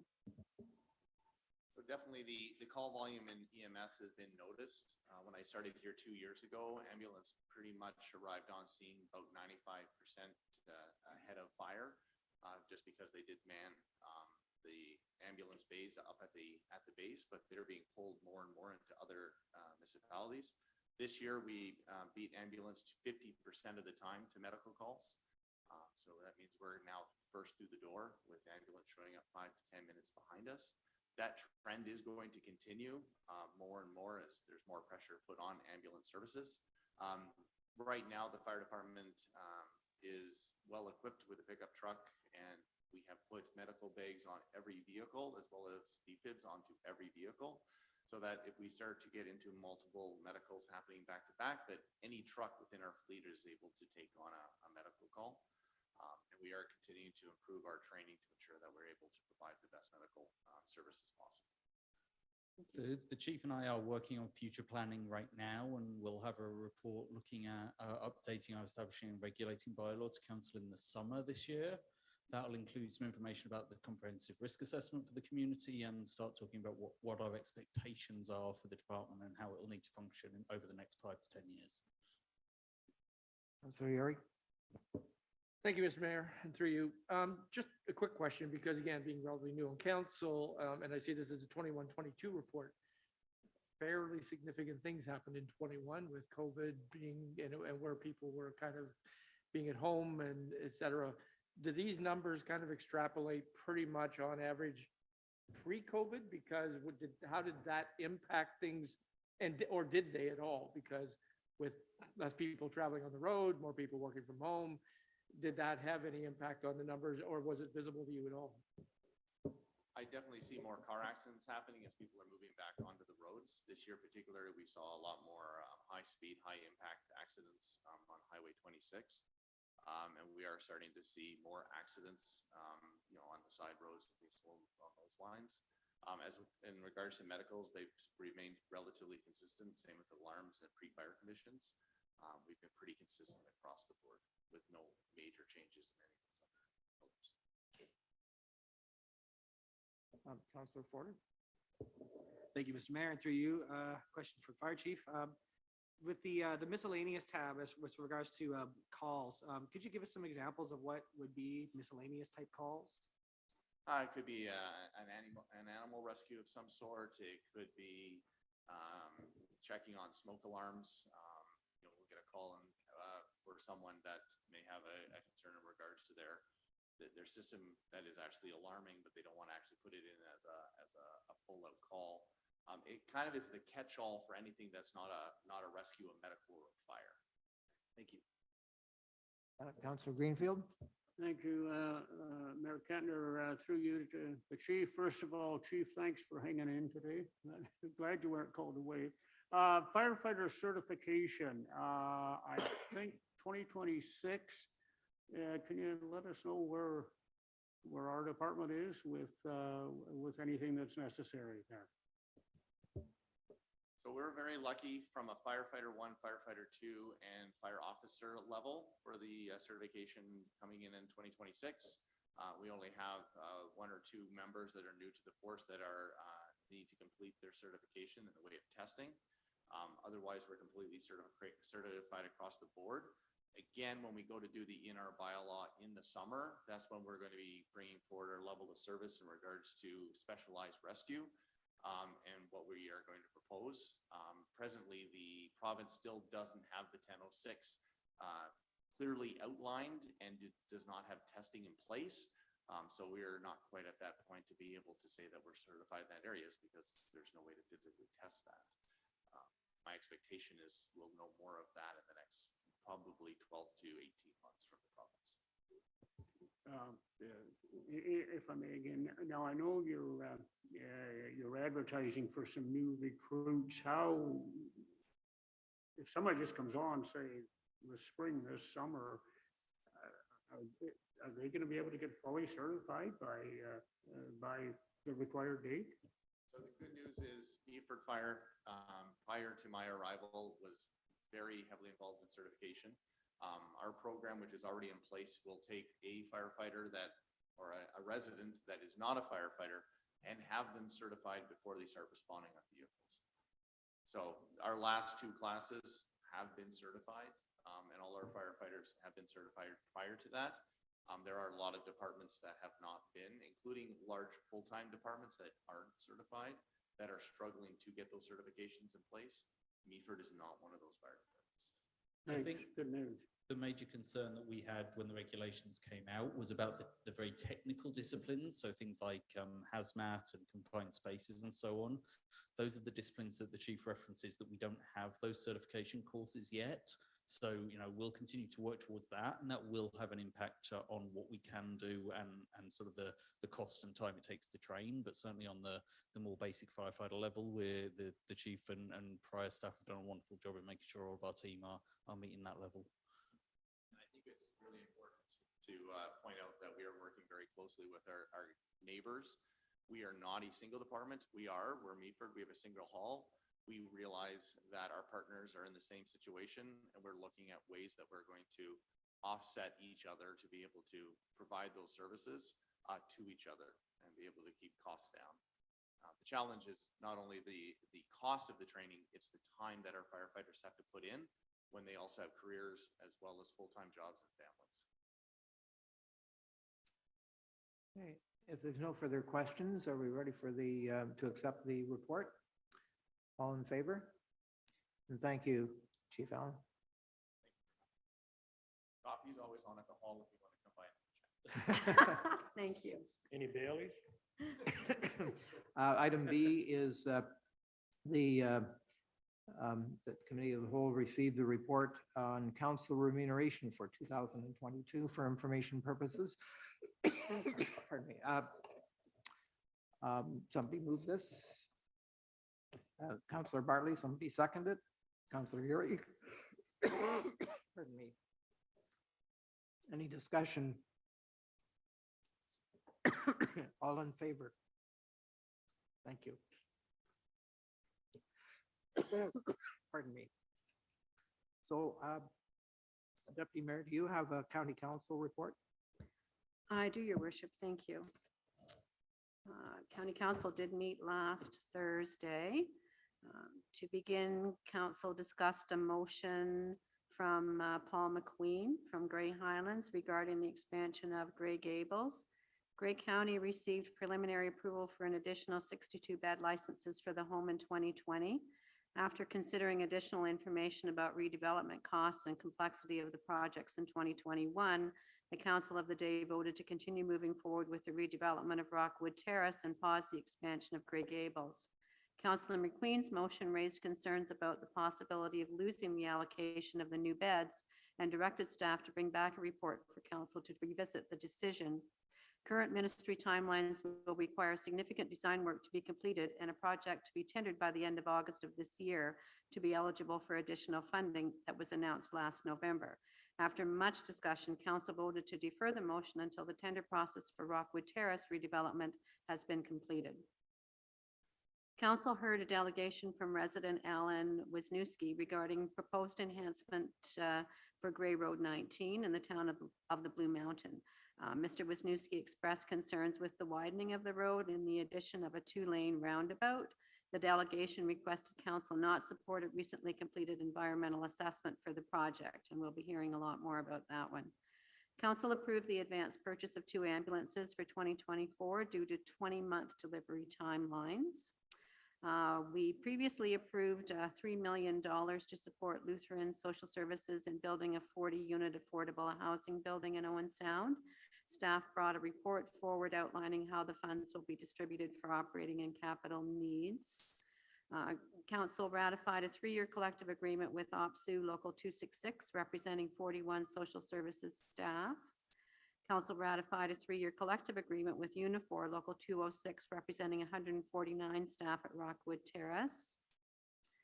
Grey County, the municipality of Grey Highlands, town of the Blue Mountains, and Regional Tourism 7 have received funding from the province to develop the first sustainable tourism strategy and a 3-year action plan for the Beaver Valley.